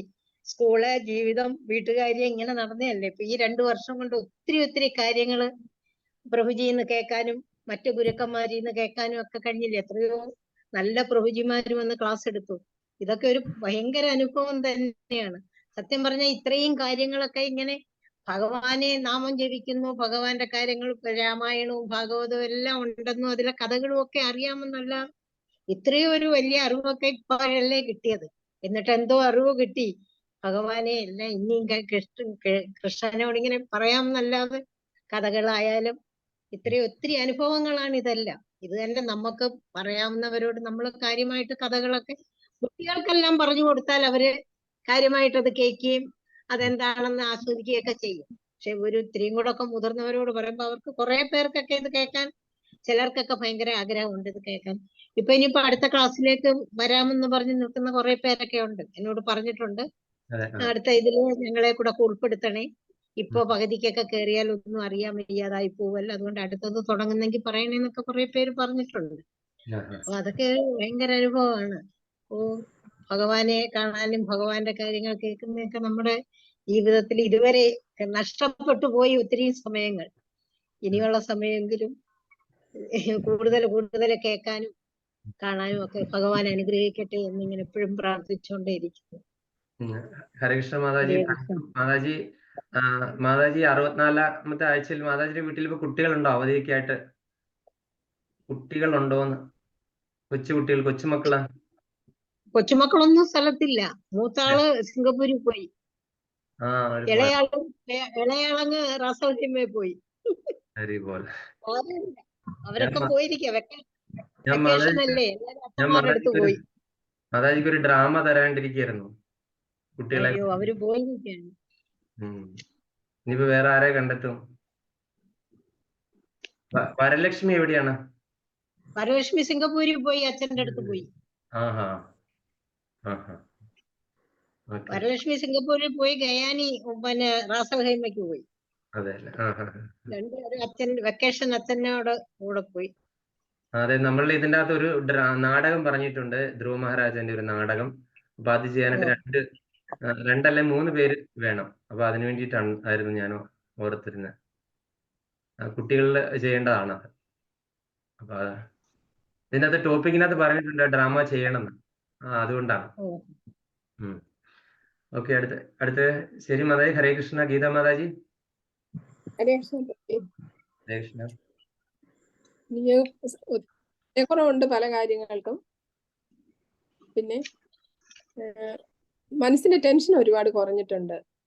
മറ്റേ ഒരു വലിയ ടെൻഷൻ ഉണ്ടായിരുന്ന അങ്ങനെയുള്ള ഇപ്പൊ ഒരു ഈസി ആയി, ലൈഫ് ഒരു ഈസി ആയിട്ടുള്ള ഒരു ഇത് ആയിട്ടുണ്ട്. മറ്റേ അങ്ങനെ ചെറിയ ചെറിയ കാര്യങ്ങൾ പോലും ഫീൽ ചെയ്യുന്ന ഒരു സ്വഭാവമായിരുന്നു, അത് കുറെ മാറി. അതാ എനിക്ക് ഒരുപാട് ടെൻഷൻ ഉണ്ട്. പക്ഷെ ടെൻഷനൊക്കെ ഭഗവാനെ വിളിക്കുമ്പോ എങ്ങനെയൊക്കെയോ മാറി വരുന്നുണ്ട്. പിന്നെ ഇവിടെ കഥകള് പ്രഭുജി പറഞ്ഞു തരുന്ന പല കഥകളും ഞാൻ ഒന്നുകൂടെ പിന്നൊന്ന് നോക്കി മനസ്സിലാക്കിയിട്ട് കുട്ടികളെ പഠിപ്പിച്ചു കൊടുക്കുന്നുണ്ട്. അവിടെ മതപാഠശാലയിൽ പോകുന്നുണ്ട്. അവിടുത്തെ കുട്ടികളെ ഞാൻ അവിടെ കൊണ്ടുപോയി, സ്കൂളിൽ കൊണ്ടുപോയി. ഹേമലത എന്നാണ് ഹരിപ്രിയ മാതാജിയുടെ പേര്, ഡോക്ടർ ഹേമലത. അത് എന്റെ കുടുംബത്തിലുള്ള ആള് തന്നെയാണ് ഇവിടെ. അതെല്ലേ, മാതാജിയെ പറ്റി ഞാൻ ഒരുപാട് കേട്ടിട്ടുണ്ട്. അവിടെ ഭഗവാന് വേണ്ടിട്ട് പൂർണ്ണമായിട്ടും മനസ്സിലായത്, മാതാജിയെ കുറിച്ച് ഇത്രയും മനസ്സിലായത് ഞാൻ അവിടെ ചെന്ന് കഴിഞ്ഞ പിന്നെ. അതെ. അപ്പം ഹരേ കൃഷ്ണ. Thank you mataji. ഹരേ കൃഷ്ണ. ഹരേ കൃഷ്ണ. കൃഷ്ണകുമാരി മാതാജി. ഹരേ കൃഷ്ണ മാതാജി. ഒന്നും അങ്ങോട്ട് മനസ്സിൽ അത് നിൽക്കുന്നില്ല പ്രഭു. ഒന്നും കേൾക്കുന്നൊക്കെ ഇങ്ങനെ സത്സംഗത്തിലൊക്കെ പങ്കുചേർന്നിട്ടുണ്ട്, പക്ഷെ ഒന്നും അങ്ങോട്ട് ഇതായിട്ട് നിൽക്കുന്നു. ഒന്നാമത് വയ്യാത്തതിന്റെ ഇതും കൊണ്ടായിരിക്കാം. എല്ലാ സത്സംഗങ്ങളൊക്കെ അറ്റൻഡ് ചെയ്യുന്നുണ്ട്, ഉച്ചയ്ക്ക് മാതാജിമാരുടെ ക്ലാസ്സുകളൊക്കെ അറ്റൻഡ് ചെയ്യുന്നുണ്ട്, എല്ലാം കേൾക്കുന്നൊക്കെയുണ്ട്. സാരമില്ല, നമ്മള് മനസ്സിലൊരു ആഗ്രഹം നമ്മൾ വെക്കുക. എനിക്ക് ഇതെല്ലാം മനസ്സിലാക്കണം, എല്ലാം അറിയണം, ഭഗവാന്റെ കാര്യങ്ങളെ പറ്റിയൊക്കെ. അപ്പോൾ നമുക്ക് കൂടുതൽ ശ്രദ്ധ തരാനായിട്ട് ഭഗവാനായിട്ട് സഹായിക്കും. കൂടുതൽ ശ്രദ്ധയും ഓർമ്മയും എല്ലാം തന്നെ അത് ഭഗവാന്റെ കൈകളിൽ ഭദ്രമാണ്. നമുക്കത് അതിനുള്ള ഇടയുണ്ടാകട്ടെ. ഹരിബോൾ. ഹരേ കൃഷ്ണ മാതാജി. അറിയാമെങ്കിലും അത് പറയാനുള്ള ഒരിതില്ല പ്രഭു. അതെയോ അല്ലേ? മനസ്സിലായി വായിക്കാറൊക്കെ ഉണ്ട്. അത് നമുക്ക് ഓരോരുത്തർക്കും ഓരോ രീതിയിലുള്ള എബിലിറ്റിയാണ്, ഓരോരുത്തർക്കും വ്യത്യാസമുണ്ട്. അപ്പൊ അതിന്റെ ഏറ്റക്കുറച്ചിലുണ്ടാകും. അപ്പൊ അതോർത്ത് നമ്മൾ വിഷമിക്കേണ്ട. നമ്മള് ഭഗവാന്റെ നാമം ജപിക്കും. ഇപ്പൊ തൽക്കാലം അത്രയും മാത്രം ഓർത്താൽ മതി. ബാക്കിയൊക്കെ ക്വാളിറ്റീസ് ഭഗവാൻ തന്നുകൊള്ളും. നാമം ജപിക്കുന്ന ആൾക്കാരെ ചതുർവേദികൾ എന്നാ പറയുന്നത്. നാമം മാത്രം ജപിക്കും. 4 വേദങ്ങളും പഠിച്ചതിന് തുല്യമായിട്ടാണ് ഭഗവാൻ കാണുന്നത്. ഓക്കെ, അപ്പൊ അത്രയും മാത്രമേ ഇപ്പൊ ചെയ്യുക. ഹരിനാമം ജപിക്കുക. കലിയുഗത്തിൽ അത് മാത്രമേ ഒരു വഴിയുള്ളൂ. അപ്പൊ അത് ജപിക്കുക. ബാക്കി കാര്യങ്ങൾക്ക് ബാക്കി ക്വാളിറ്റീസ് ഒക്കെ ഭഗവാൻ ഉണ്ടാക്കി തന്നുള്ളൂ. ഓക്കെ മാതാജി. അടുത്തത് പൊന്നമ്മ മാതാജി. ഹരേ കൃഷ്ണ. പൊന്നമ്മ മാതാജി മ്യൂട്ടിലാണ്. മൈക്ക് ഓൺ ആക്കും മാതാജി. ഹരേ കൃഷ്ണ. ഹരേ കൃഷ്ണ. ഹരേ കൃഷ്ണ. കേക്കാവോ? കേൾക്കാം കേൾക്കാം. കേൾക്കാം. എനിക്കിതുപോലെയാണ്. കഥകളും എല്ലാം ഉണ്ട്. ഇപ്പൊ ഇവിടെ വന്നപ്പോഴും ഉണ്ട്, എല്ലാം ചെയ്യുന്നുണ്ട്. എങ്കിലും നമ്മളെ പോലെ അങ്ങോട്ട് ഒക്കുന്നില്ല.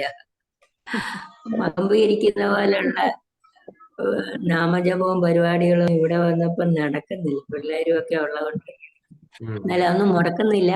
രാവിലെ വൈകിട്ടും ഒക്കെ ജപം എണ്ണം കുറയുന്നു. അത്രയും സമയം എടുക്കാൻ പറ്റുന്നില്ല ഇപ്പൊ. എന്നാലും രാവിലെയും വൈകിട്ടും ഒക്കെ ഉണ്ട്. ഇവിടെ ഇടയ്ക്ക് നടക്കാനൊക്കെ പോകും. അപ്പൊ നടക്കാൻ പോകുന്ന വഴി ജപം നടക്കും. 2-3 ആ റൂട്ടിൽ നടക്കുന്ന റൗണ്ടിൽ കൂടെ നടത്തും. അങ്ങനെയൊക്കെ ഇപ്പൊ ഒക്കുന്നത്. അല്ലാതെ ഇപ്പൊ ഒന്നുമില്ല. വായനയും പുസ്തകമൊക്കെ ഞാൻ കൊണ്ടുവന്നിട്ടുണ്ട്. കീർത്തനങ്ങളെല്ലാം ചെല്ലുന്നുണ്ട്. ഭാഗവതവും നാരായണീയവും ഡെയിലി ഒരു അധ്യായം വെച്ച് വായിക്കുന്നു. അതിന്റെ അർത്ഥമൊന്നും ശരിക്കും നമുക്ക് അങ്ങോട്ടായില്ല. വലിയ പുസ്തകം എടുക്കാൻ പറ്റിയില്ല അർത്ഥമുള്ളത്. ഞാൻ ചെറിയ പുസ്തകം അത് കാരണം എടുത്ത്. അതിൽ അർത്ഥമില്ല. മുടക്കാതൊക്കെ ചെയ്യുന്നു. നാമജപവും കീർത്തന ജപവും എല്ലാം ആണ്. ഇനിയിപ്പോ ഇതുപോലെ നമ്മുടെ വാർഷികം കൂടുമ്പോ അവിടെ ഇല്ലല്ലോ എന്നൊരു വിഷമമുണ്ട്. ഓണം ആവുമ്പോഴേ വരത്തുള്ളൂ. ഇല്ലെങ്കിൽ വേറെ കുറച്ച് ആൾക്കാരെ കൂടെ കൂട്ടി അവിടുന്ന് എന്നോട് പറഞ്ഞിരുന്നു 3-4 പേരൂടെ ഇതുപോലെ ഇനി യാത്ര പോകുമ്പോ വരണമെന്നും പറഞ്ഞ് ഇരിപ്പുണ്ടായിരുന്നു. പക്ഷെ ഇപ്പൊ ഞാനില്ലാത്തോണ്ട് ഇനി അവരോട് പറഞ്ഞ ഞാൻ ചോക്കട്ടെ എന്ന് വിചാരിച്ചു. അവര് അവിടെ വരാൻ താല്പര്യപ്പെടുന്ന അവർക്ക് ആ സമയമാകുമ്പോ ഒന്ന് പറഞ്ഞു കൊടുക്കാം. എന്റെ കൂടെ വരാമെന്നും പറഞ്ഞ് താല്പര്യപ്പെട്ടിട്ടുണ്ട്. കഴിഞ്ഞ തവണത്തെ സത്സംഗത്തിൽ യാത്രയ്ക്കാ നമുക്ക് അമ്പിച്ചേച്ചിയെ ശാന്തയും കൂടെ കിട്ടിയത്. 3-4 പേരെ കൂടെ കൂട്ടാമെന്നുണ്ടായിരുന്നു. ഇനി ഒക്കുന്ന പോലെ ഞാൻ ശ്രമിക്കാം. അടുത്ത നമ്മുടെ പരിപാടിക്ക് എന്തെങ്കിലുമൊക്കെ കീർത്തനം ചൊല്ലാൻ ഇപ്പോഴേ കേൾക്കാം. ബാക്കി കഥകൾ പറയാനൊക്കെ കൂടെ ശ്രമിക്കാം. ഹരേ കൃഷ്ണ. ഹരേ കൃഷ്ണ. അടുത്ത ബിന്ദു മാതാജി. ഹരേ കൃഷ്ണ പ്രഭു. ഹരേ കൃഷ്ണ മാതാജി. കുറെ നാളുകൾക്ക് ശേഷമാണല്ലോ കാണുന്നത്. അതെ, ഒരു ദിവസമൊക്കെ ഡ്യൂട്ടി ഒക്കെ ഉണ്ടായിരുന്നു. ഇന്ന് നേരത്തെ ഇലക്ഷൻ അല്ലേ, വോട്ടിടാൻ വേണ്ടിയിട്ട് 2 മണിക്ക് അവിടെ നിന്ന് ഇറങ്ങി. 3 മണിക്ക് ഇറങ്ങി. ഞാൻ വോട്ടൊക്കെ ഇട്ടിട്ടൊക്കെ വന്നതാണ്. പിന്നെ എനിക്ക് പറയാനുള്ള കൃഷ്ണാനുഭവം എന്ന് പറഞ്ഞാൽ ഏതാണ്ട് 2 ആഴ്ച മുന്നേ ഞാൻ എന്നെ ഒരു മിനി ലോറി ഇടിച്ചില്ലെന്ന മട്ടില് പോയി. വേനംകുളം ജംഗ്ഷനിൽ വെച്ചിട്ട്. ഹലോ, കേൾക്കുന്നുണ്ട് മാതാജി, പറഞ്ഞോളൂ. അപ്പൊ എന്റെ നേരെ വന്ന ലോറിയാണ്. അപ്പൊ എന്റെ കയ്യില് ഭഗവത്ഗീത ഉണ്ടായിരുന്നു, ഭഗവാൻ നാരായണന്റെ പ്രാർത്ഥനാ ബുക്കും ഉണ്ടായിരുന്നു. അത് ബാഗിൽ എന്റെ തോളിൽ കിടക്കുകയായിരുന്നു. എനിക്ക് ഒഴിയാൻ പറ്റുമായിരുന്നില്ല. ഇടത് സൈഡ് നിറയെ വണ്ടികൾ അടുക്കി വെച്ചിരുന്നത് കൊണ്ട് എനിക്ക്, പക്ഷെ എങ്ങനെ ഇടത് സൈഡ് കൊണ്ട് ഞാൻ ഒഴിഞ്ഞു. അത് എങ്ങനെ ആ ലോറി എന്നെ ഇടിക്കാതെ പോയി, ബ്ലോക്ക് ആയിട്ട് ബ്ലോക്ക് മാറി വണ്ടി പറവറ വന്നുകൊണ്ടിരുന്ന സമയമായിരുന്നു. പക്ഷെ ആ ബുക്ക് എന്റെ തോളിൽ കിടന്നത് കൊണ്ടും ഭഗവാൻ നാരായണന്റെ ആ പടവും ആ പ്രാർത്ഥനാ ബുക്കും എന്റെ തോളിൽ ഉണ്ടായിരുന്നത് കൊണ്ട് മാത്രം ഭഗവാൻ എന്നെ അപ്പൊ കൈപിടിക്കുകയാണെന്ന് എനിക്ക് തോന്നി. പക്ഷെ ഇല്ലായിരുന്നെങ്കിൽ ആ വണ്ടി എന്നെ ഇടിക്കുമായിരുന്നു. എനിക്ക് അതിശയമായി എങ്ങനെ അത് ഒഴിഞ്ഞു പോയെന്നുള്ളത്. പക്ഷെ അന്നും എനിക്ക് രാവിലെ കഴിച്ച് ജപിക്കാൻ പറ്റുമായിരുന്നു. കുറച്ച് ദിവസം കൊണ്ടുള്ള അമിതമായ ചൂടും വെളുപ്പം കാലത്തൊക്കെ ശകലം ഉറങ്ങുന്നത്, അത് കാരണം എണീക്കാൻ വയ്യായിരുന്നു. കുറച്ച് ദിവസം കൊണ്ട് രാവിലെ വിളക്ക് എത്തിക്കാൻ വയ്യ, രാവിലെ എണീച്ച് ജപിക്കാൻ വയ്യ. അപ്പൊ ഞാൻ എന്റെ ബുക്ക് കൂടെ കൊണ്ടുപോകുമായിരുന്നു. അവിടെ റെസ്റ്റ് ടൈമിൽ ഞാൻ ഇരുന്ന് ജപിക്കുമായിരുന്നു. അന്ന് 3 മണി തൊട്ട് 4 മണി വരെ ഞാനിത് കുറച്ച് സമയം ജപിച്ചിട്ടാണ് ഞാൻ വന്നത്. വന്ന വഴിക്കാണ് ഇങ്ങനെ ഒരു സംഭവം ഉണ്ടായത്. പക്ഷെ അത് ആ ഭഗവാൻ സത്യമായി എന്നെ കൈപിടിച്ചതാണ്. ഇല്ലായിരുന്നുണ്ടെങ്കിൽ തീർച്ചയായും ആ ലോറി എന്നെ ഇടിക്കുമായിരുന്നു, അത് ഉറപ്പായിരുന്നു. എങ്ങനെ അത് തട്ടിയിരുന്ന മട്ടി പോയി എന്നുള്ളതിനെ പറ്റി എനിക്കൊരു പിടിയുമില്ല പ്രഭു. ഇങ്ങനൊരു അനുഭവം എനിക്കുണ്ടായി. തീർച്ചയായിട്ടും ഭഗവാന്റെ ആ സേവയിലുള്ള ആൾക്കാരെ എങ്ങനെ കൈപിടിച്ച് ഉയർത്തുന്നു എന്ന് നമുക്ക് ഓരോ എക്സാമ്പിൾ കൂടെ നമുക്ക് കാണാൻ പറ്റും. ഇതൊക്കെ കൃഷ്ണാനുഭവങ്ങളാണ്, ഓരോരുത്തരുടെയും അനുഭവങ്ങള്. അത് നമ്മള് ഭഗവാനിലേക്ക് കൂടുതൽ അടുത്ത് കഴിഞ്ഞാൽ ഭഗവാൻ നമ്മളോട് എത്ര പ്രിയരാകും. കാര്യം നമ്മൾക്ക് വരാനിരുന്ന ഒരു സംഭവമായിരുന്നു അത്. തീർച്ചയായിട്ടും വരാനിരുന്ന സംഭവമായിരുന്നു അത്. തന്നെയാണ്. ഞാൻ എന്റെ ഗുരുവിന് മെസ്സേജ് അയച്ചായിരുന്നു. അപ്പൊ പറഞ്ഞു, നിനക്ക് ഇത്രയല്ലേ വന്നുള്ളൂ, ഇതിന് നിന്റെ സമയം വെച്ച് നോക്കുമ്പോ ഇതായിരുന്നില്ല നിനക്ക് വരാനുള്ളത്. തീർച്ചയായും നിന്നെ ഭഗവാൻ രക്ഷിച്ചത് തന്നെ. കാരണം എന്റെ തോളിൽ കിടന്നത് ഭഗവാനായിരുന്നു. ഭഗവാന്റെ ബുക്ക് ഞാൻ എവിടെ പോയാൽ ഭഗവത്ഗീത ഞാൻ കയ്യിലെടുക്കും. എന്റെ ബാഗിൽ എപ്പോഴും ഭഗവത്ഗീത കാണും. സമയം കിട്ടുമ്പോൾ ഞാനത് നോക്കും. ഇല്ലെങ്കിൽ എനിക്കൊരു ആത്മവിശ്വാസമാണത്. അതെന്റെ കയ്യിൽ ഉണ്ടായെങ്കിൽ എനിക്ക് ഭഗവാന്റെ കൂട്ടുണ്ട്, സംരക്ഷണമുണ്ട്, ഭഗവാൻ കൂടെ ഉണ്ടെന്നുള്ള ആ ഒരു ഇത്. എവിടെ പോയാലും ഞാൻ അത് എന്റെ ബാഗിനകത്ത് എവിടെയെങ്കിലും ഒരു ഭാഗത്ത് അത് കാണും. അപ്പൊ ഞാൻ എന്നും കൂടെ കൊണ്ടുപോണതാണ്. അന്ന് നാരായണന്റെ പ്രാർത്ഥനാ ബുക്കും കൂടെ കയ്യിലുണ്ടായിരുന്നു. അത് കയ്യിലില്ലായിരുന്നുവെങ്കിൽ എനിക്ക് ചിന്തിക്കാൻ വയ്യ. ഒരുപക്ഷെ ഞാനിന്ന് ഇങ്ങനെ ഇരിക്കുമെന്ന് പോലും എനിക്ക് അറിഞ്ഞൂടാ പ്രഭു. തീർച്ചയായിട്ടും. അപ്പം ഭഗവാൻ എന്തുമാത്രം ആർത്ത രക്ഷകനാണെന്നുള്ളത് ഒരുപാട് പ്രൊട്ടക്ട് ചെയ്തു. ഉറപ്പാണത്. അതിൽ ഒരു സംശയവും ഇല്ല. കാരണം ഒഴിയാൻ ഒരിടവും ഉണ്ടായിരുന്നില്ല. ആ ലോറി എന്റെ ഇടത് സൈഡ് ലാക്കാക്കി വന്ന, ആ ഇടത് സൈഡ് കണക്കാക്കിയാണ് വന്നത്. ഇടത് സൈഡ് ഇടിക്കണം എന്ന് കണക്കാക്കി വന്നതാണ്. പക്ഷെ ആ സൈഡിലാണ് ഭഗവാൻ കിടന്നത്. ഭഗവാൻ ഇരുന്നതും ആ സൈഡിലാണ്. എങ്ങനെ ഒഴിഞ്ഞു പോയോ എന്തോ. എനിക്ക് വീട്ടിൽ വന്ന് പറഞ്ഞപ്പോ അവരെന്നെ വഴക്കും പറഞ്ഞു, നീ ശ്രദ്ധയില്ലാതെ നീ ഇടവഴി കയറി വരാത്തത്, മെയിൻ റോഡിൽ വന്നാന്തിന് എന്നൊക്കെ പറഞ്ഞു. പക്ഷെ എന്നും ഞാൻ വരണ വഴിയല്ലേ. പക്ഷെ അന്ന് റോഡ് ബ്ലോക്ക് ആയിപ്പോയി. അതോ നേതാക്കന്മാർ പ്രസംഗിക്കാൻ എന്തോ വന്ന് അങ്ങനെ ബ്ലോക്ക് ആയിപ്പോയി. ബ്ലോക്ക് ഒഴിഞ്ഞ് വണ്ടി പെട്ടെന്ന് ഓരോ വണ്ടി പോയിക്കൊണ്ടിരുന്ന ഒരു സമയവും കൂടിയായിരുന്നു. എന്തായാലും ഭഗവാന് നന്ദി പറയാം. ഭഗവാന്റെ നന്ദി പറഞ്ഞു, ഒരുപാട് നന്ദി പറഞ്ഞു. അതുപോലെ ഹരേ കൃഷ്ണ. Thank you mataji. ഹരേ കൃഷ്ണ. വിലാസിനി മാതാജി.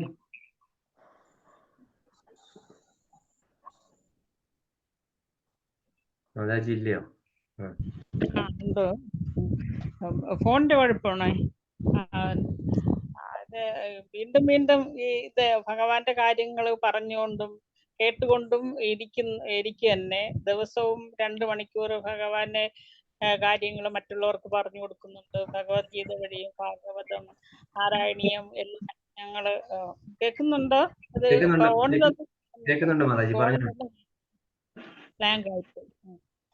അപ്പം ഇതൊക്കെ ചെയ്യുന്നുണ്ട്. ഭഗവാൻ ഇതെല്ലാം അംഗീകരിച്ച് രക്ഷിച്ച് കൊണ്ടുപോകണം എന്നുള്ളൊരു വിശ്വാസമുണ്ട്.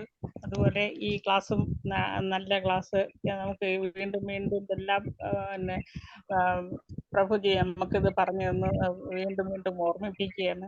അതുകൊണ്ട് വളരെ സന്തോഷമുണ്ട് ഈ ക്ലാസ് കയറുന്നതിന്. ചില ദിവസങ്ങളിൽ കഴിഞ്ഞ ക്ലാസ് കയറാൻ പറ്റിയില്ല, പക്ഷെ റെക്കോർഡും കിട്ടിയില്ല. കഴിഞ്ഞ ക്ലാസ്സിൽ ഉണ്ടായിരുന്നുണ്ടോ മാതാജി? ഞാനൊരു ലിങ്ക് ഇട്ടായിരുന്നു. അത് പക്ഷെ ലാപ്ടോപ്പോ കമ്പ്യൂട്ടറോ ഉള്ളവർക്കേ അത് പറ്റത്തുള്ളൂ. അത് ഡൗൺലോഡ് ചെയ്ത് കാണണം. കാര്യം കഴിഞ്ഞ പ്രാവശ്യം എടുത്ത ആളും അതിന് മുന്നത്തെ എടുത്ത ആളും ഇവിടുത്തെ ഗവൺമെന്റ് ജോലിക്കാരാണ്. അപ്പൊ അവർക്ക് യൂട്യൂബിൽ അത് അപ്ലോഡ് ചെയ്യാനായിട്ട് അവർക്ക് അനുവാദം ഇല്ല. അപ്പൊ അതുകൊണ്ടാണ് അവരുടെ അഭ്യർത്ഥന പ്രകാരം ഞാൻ യൂട്യൂബിൽ ഇട്ടില്ല. അതുകൊണ്ടാണ് യൂട്യൂബിൽ കാണാൻ പറ്റാതെ. പക്ഷെ ഞാൻ അതിന്റെ ലിങ്ക് തന്നു. മൊബൈലിൽ നല്ല മെമ്മറി ഉള്ള മൊബൈൽ ഉള്ളവർക്ക് ഡൗൺലോഡ് ചെയ്ത് മൊബൈലിൽ കാണാമായിരുന്നു.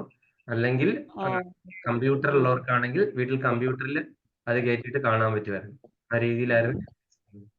അതാണ് ഞാൻ നോക്കിയിട്ട് കണ്ടില്ല. ഞാൻ അങ്ങനെ ഒരു വിഷമമുണ്ടായി. പിന്നെ ഈ ക്ലാസ് തുടർന്ന് കൊണ്ടുപോകുന്നതിന് വളരെ സന്തോഷം തന്നെ. നമ്മളെ ഇങ്ങനെ ഭക്തിയിലോട്ട് നയിച്ചുകൊണ്ടിരിക്കുകയാണല്ലോ. ഭഗവാന്റെ അനുഗ്രഹം എവിടെ വരെ ഞങ്ങൾക്ക് മുക്തി കിട്ടണം അതിനു വേണ്ടി നമ്മൾ പ്രാർത്ഥിച്ചുകൊണ്ടേയിരിക്കുന്നു. മോക്ഷപ്രാപ്തിക്ക് വേണ്ടി എല്ലാം ഉണ്ടാകുന്നു. പ്രഭുവിന് വളരെ താങ്ക്സ് ആണ്. ഇത് കാരണം ഇത് ഇങ്ങനെ തുടർന്നുകൊണ്ട് പോകുന്നു. ഇനി നമുക്ക് എല്ലാവർക്കും ഒത്ത് കാണാമെന്നുള്ളൊരു പ്രതീക്ഷയുണ്ട്. അതിൽ ഭഗവത്ഗീത വായിക്കാം. അതാണ് നമ്മൾ അത് എന്നെ കൊണ്ട് സാധിക്കും. അങ്ങനെ ഒരു വാഗ്ദാനം തരുന്നു. അതിലുണ്ട് അങ്ങനെ ഉണ്ടെങ്കിൽ എന്നെ കൂടെ ഉൾപ്പെടുത്താം. ഞാൻ അതിന്റെ പ്രോഗ്രാം നമ്മൾ ഭക്തിവിഷ 64ാമത്തെ ആഴ്ച സമർപ്പണത്തിന്റെ അന്ന് ഞാൻ മെസ്സേജ് ഇടും നേരത്തെ കൂട്ടി. അപ്പൊ ഓരോരുത്തർ എന്താണ് നിങ്ങൾ ഏതിനു വേണ്ടിയിട്ടാണ് തയ്യാറാകുന്നതെന്ന് എന്നോടൊന്ന് പറഞ്ഞിരിക്കണം. അപ്പൊ അങ്ങനെ ആകുമ്പോൾ എനിക്ക് പേര് വിളിക്കാമല്ലോ, ഇന്നയാള് ഇന്നതാണ് ചെയ്യുന്നതെന്ന് പറഞ്ഞിട്ട്.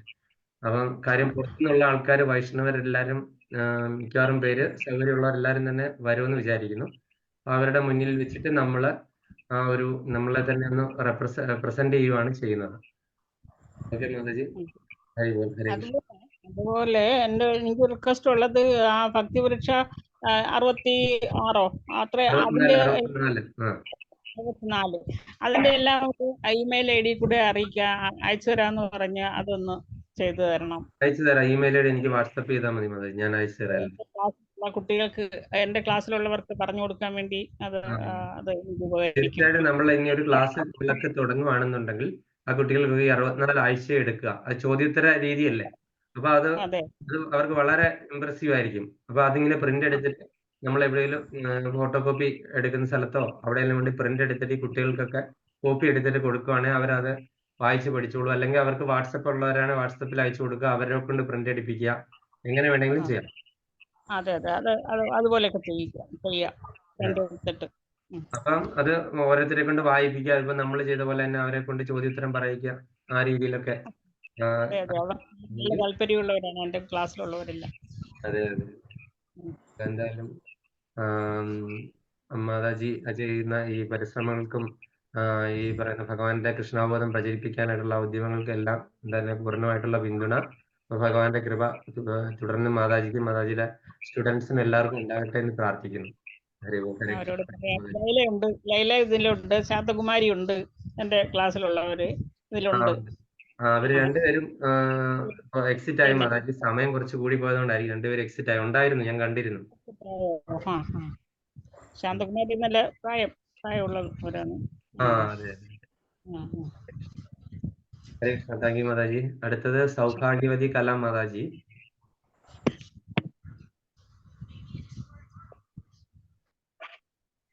ഹരേ കൃഷ്ണ. ഹരേ കൃഷ്ണ പ്രഭുജി.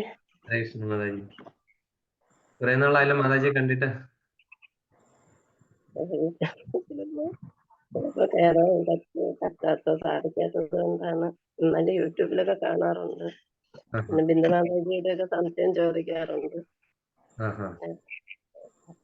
അടുക്കൻ ചിട്ടം ഇല്ലാത്ത ഒരു പ്രാർത്ഥന രീതിയായിരുന്നു എന്റേത്. പിന്നെ പ്രഭുജിയുടെ ക്ലാസ്സിൽ വന്നതോടെ അതിനൊരു അടുക്കും ചിട്ടവും കിട്ടി. ബന്ധുക്കളുണ്ട്, ധനമുണ്ട്, കുടുംബമുണ്ട് എന്നും ചിന്തിച്ച് അതിനെ കളയാതെ ഭഗവാന്റെ പാദമാണ് അതൊക്കെ പ്രാപിക്കേണ്ടെന്നുള്ള ഒരു ബോധം മനസ്സിൽ വേരുറച്ച് കിട്ടി. ഇങ്ങനെയുള്ള വളരെ നല്ല കാര്യങ്ങൾ പ്രഭുജിയുടെ ക്ലാസ് കൊണ്ടുണ്ടായി. ഇതേപോലെ എന്നും ഇത് നിലനിൽക്കട്ടെ, ശാശ്വതമായിട്ട് ലോകത്തിന് എല്ലാ അറിവ് പകരാൻ വേണ്ടി പ്രഭുജിക്ക് ദീർഘായുസ് തരട്ടെ. എല്ലാം സാധിക്കണേ എന്ന് ആഗ്രഹമുണ്ട്. എന്നാലും ചിലപ്പോഴൊന്നും വരാൻ സാധിക്കില്ല.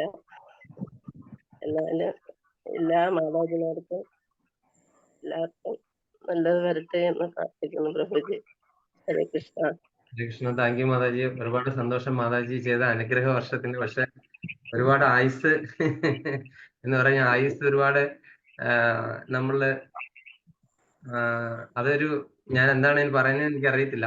നമുക്ക് ഇപ്പൊ ഈ നിമിഷം ഭഗവാന്റെ അടുത്തേക്കാ പോകുന്നതെങ്കിൽ സന്തോഷമേ ഉള്ളൂ. ഈ നിമിഷം തന്നെ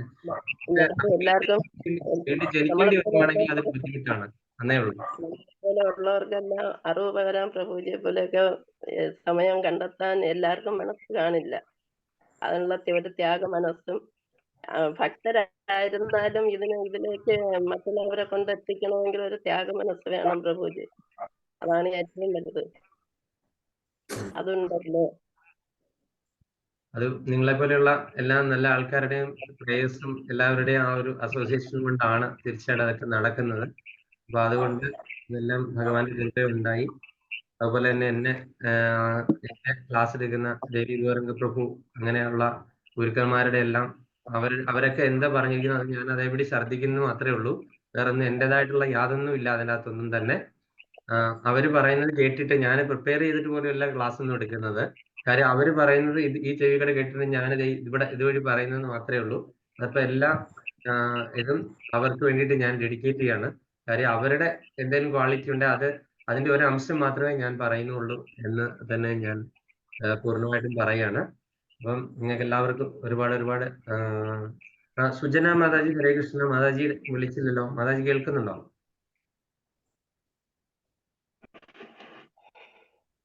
മാതാജി, സുജന മാതാജി.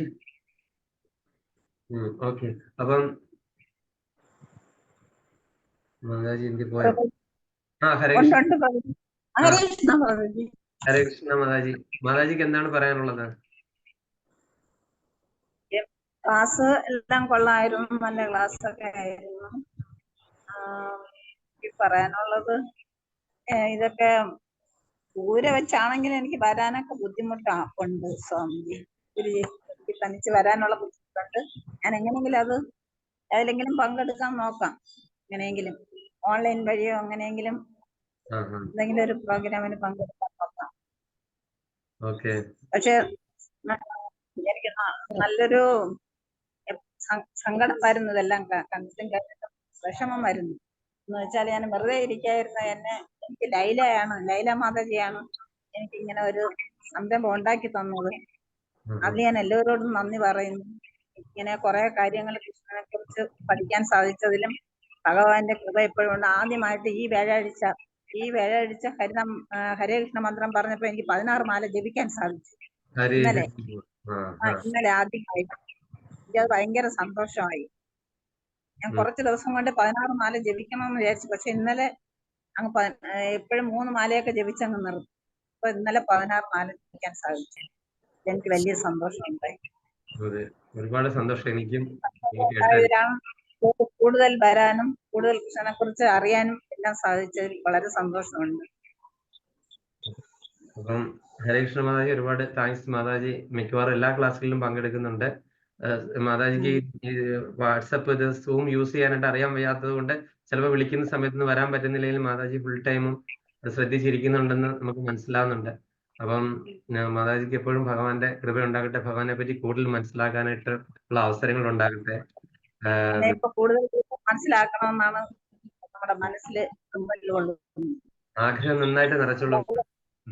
എന്തായാലും നമുക്ക് ഒരു വിവരമില്ലാത്ത നിങ്ങളെ പോലെ എല്ലാവരുമായിട്ട് സഹകരിക്കാനും നിങ്ങളിൽ നിന്നും ഓരോ പുതിയ അറിവുകൾ കിട്ടാനും ഗുരുജിയിൽ നിന്നും പുതിയ അറിവുകൾ കിട്ടിയപ്പോൾ അത് വളരെ സന്തോഷമായി. നമുക്ക് ഭഗവാന്റെ ഒരു കൃപ കൊണ്ടാണ് ഇത് സാധിച്ചത്. എനിക്ക് പത്മനാഭസ്വാമി ക്ഷേത്രത്തിൽ പോയി ഭഗവാനെ തൊഴുതിട്ട് വന്നിവിടെ നിൽക്കുമ്പോഴാണ് ഇങ്ങനെ ഒരു സംരംഭം എനിക്ക് കിട്ടിയത്. അതിലെനിക്ക് വലിയ സന്തോഷം. അതെ, തീർച്ചയായിട്ടും അതെല്ലാം ഭഗവാൻ അതിനു വേണ്ടിയിട്ടുള്ള സാഹചര്യങ്ങളൊക്കെ ഒരുക്കും മാതാജി. അപ്പൊ അതുകൊണ്ട് കാണണമെന്നുണ്ട്. ഗുരുജി എപ്പോഴെങ്കിലും ഒരു പ്രാവശ്യമെങ്കിലും നേരിൽ കാണണമെന്നുണ്ട്. അതിന് ഭഗവാൻ സഹായിച്ചാൽ മതിയായിരുന്നു. ഇനി തിരുവനന്തപുരത്ത് വരുമ്പോൾ ഞാൻ മാതാജിയെ വിളിക്കാം. മാതാജി പ്രാവശ്യം അവധിക്ക് വരുന്നുണ്ട്. അല്ലെങ്കിൽ മാതാജി നമ്മളെ തീർത്ഥാടനത്തിന് പോകുന്നുണ്ടല്ലോ, അപ്പൊ അതിൽ പങ്കെടുക്കാൻ പറ്റുമെന്നുണ്ടെങ്കിൽ ആരോഗ്യം അനുവദിക്കുമെങ്കിൽ പങ്കെടുക്കുക. അങ്ങനെയാണ് എല്ലാവരെയും കാണാം. എന്നെ മാത്രമല്ല എല്ലാ ആൾക്കാരെയും കാണാൻ പറ്റും. അല്ലെങ്കിൽ ഞാൻ തിരുവനന്തപുരത്ത് വരുന്നുണ്ടെങ്കിൽ വിലാസിനി മാതാജി, ബിന്ദു മാതാജി, ഇപ്പം മാധവി, രാധാ മാതാജി, അങ്ങനെ അവരെല്ലാം തിരുവനന്തപുരത്തുള്ളവരെ അവിടെ വെച്ചിട്ട് കാണാം. വളരെ സന്തോഷം, വളരെ സന്തോഷം. ഒരുപാട് സന്തോഷം എല്ലാവരും ഇത്രയും സമയം റെയിൽവേ സ്റ്റേഷൻ പറഞ്ഞതില്. അപ്പം നമ്മൾ സമയം അതിക്രമിച്ചു, അതുകൊണ്ട് നമ്മൾ വൈൻഡപ്പ് ചെയ്യാണ്. വാഞ്ചാകൽപ്പതരുഭ്യശ്ച കൃപാസിന്ധുഭ്യശ്ച പതിദാന പാവനേഭ്യോ വൈഷ്ണവേഭ്യോ നമോ നമഃ. അനന്തകോടി വൈഷ്ണവന്തി കി ജയ്. ഹരേ കൃഷ്ണ. ഹരേ കൃഷ്ണ. ഹരേ കൃഷ്ണ.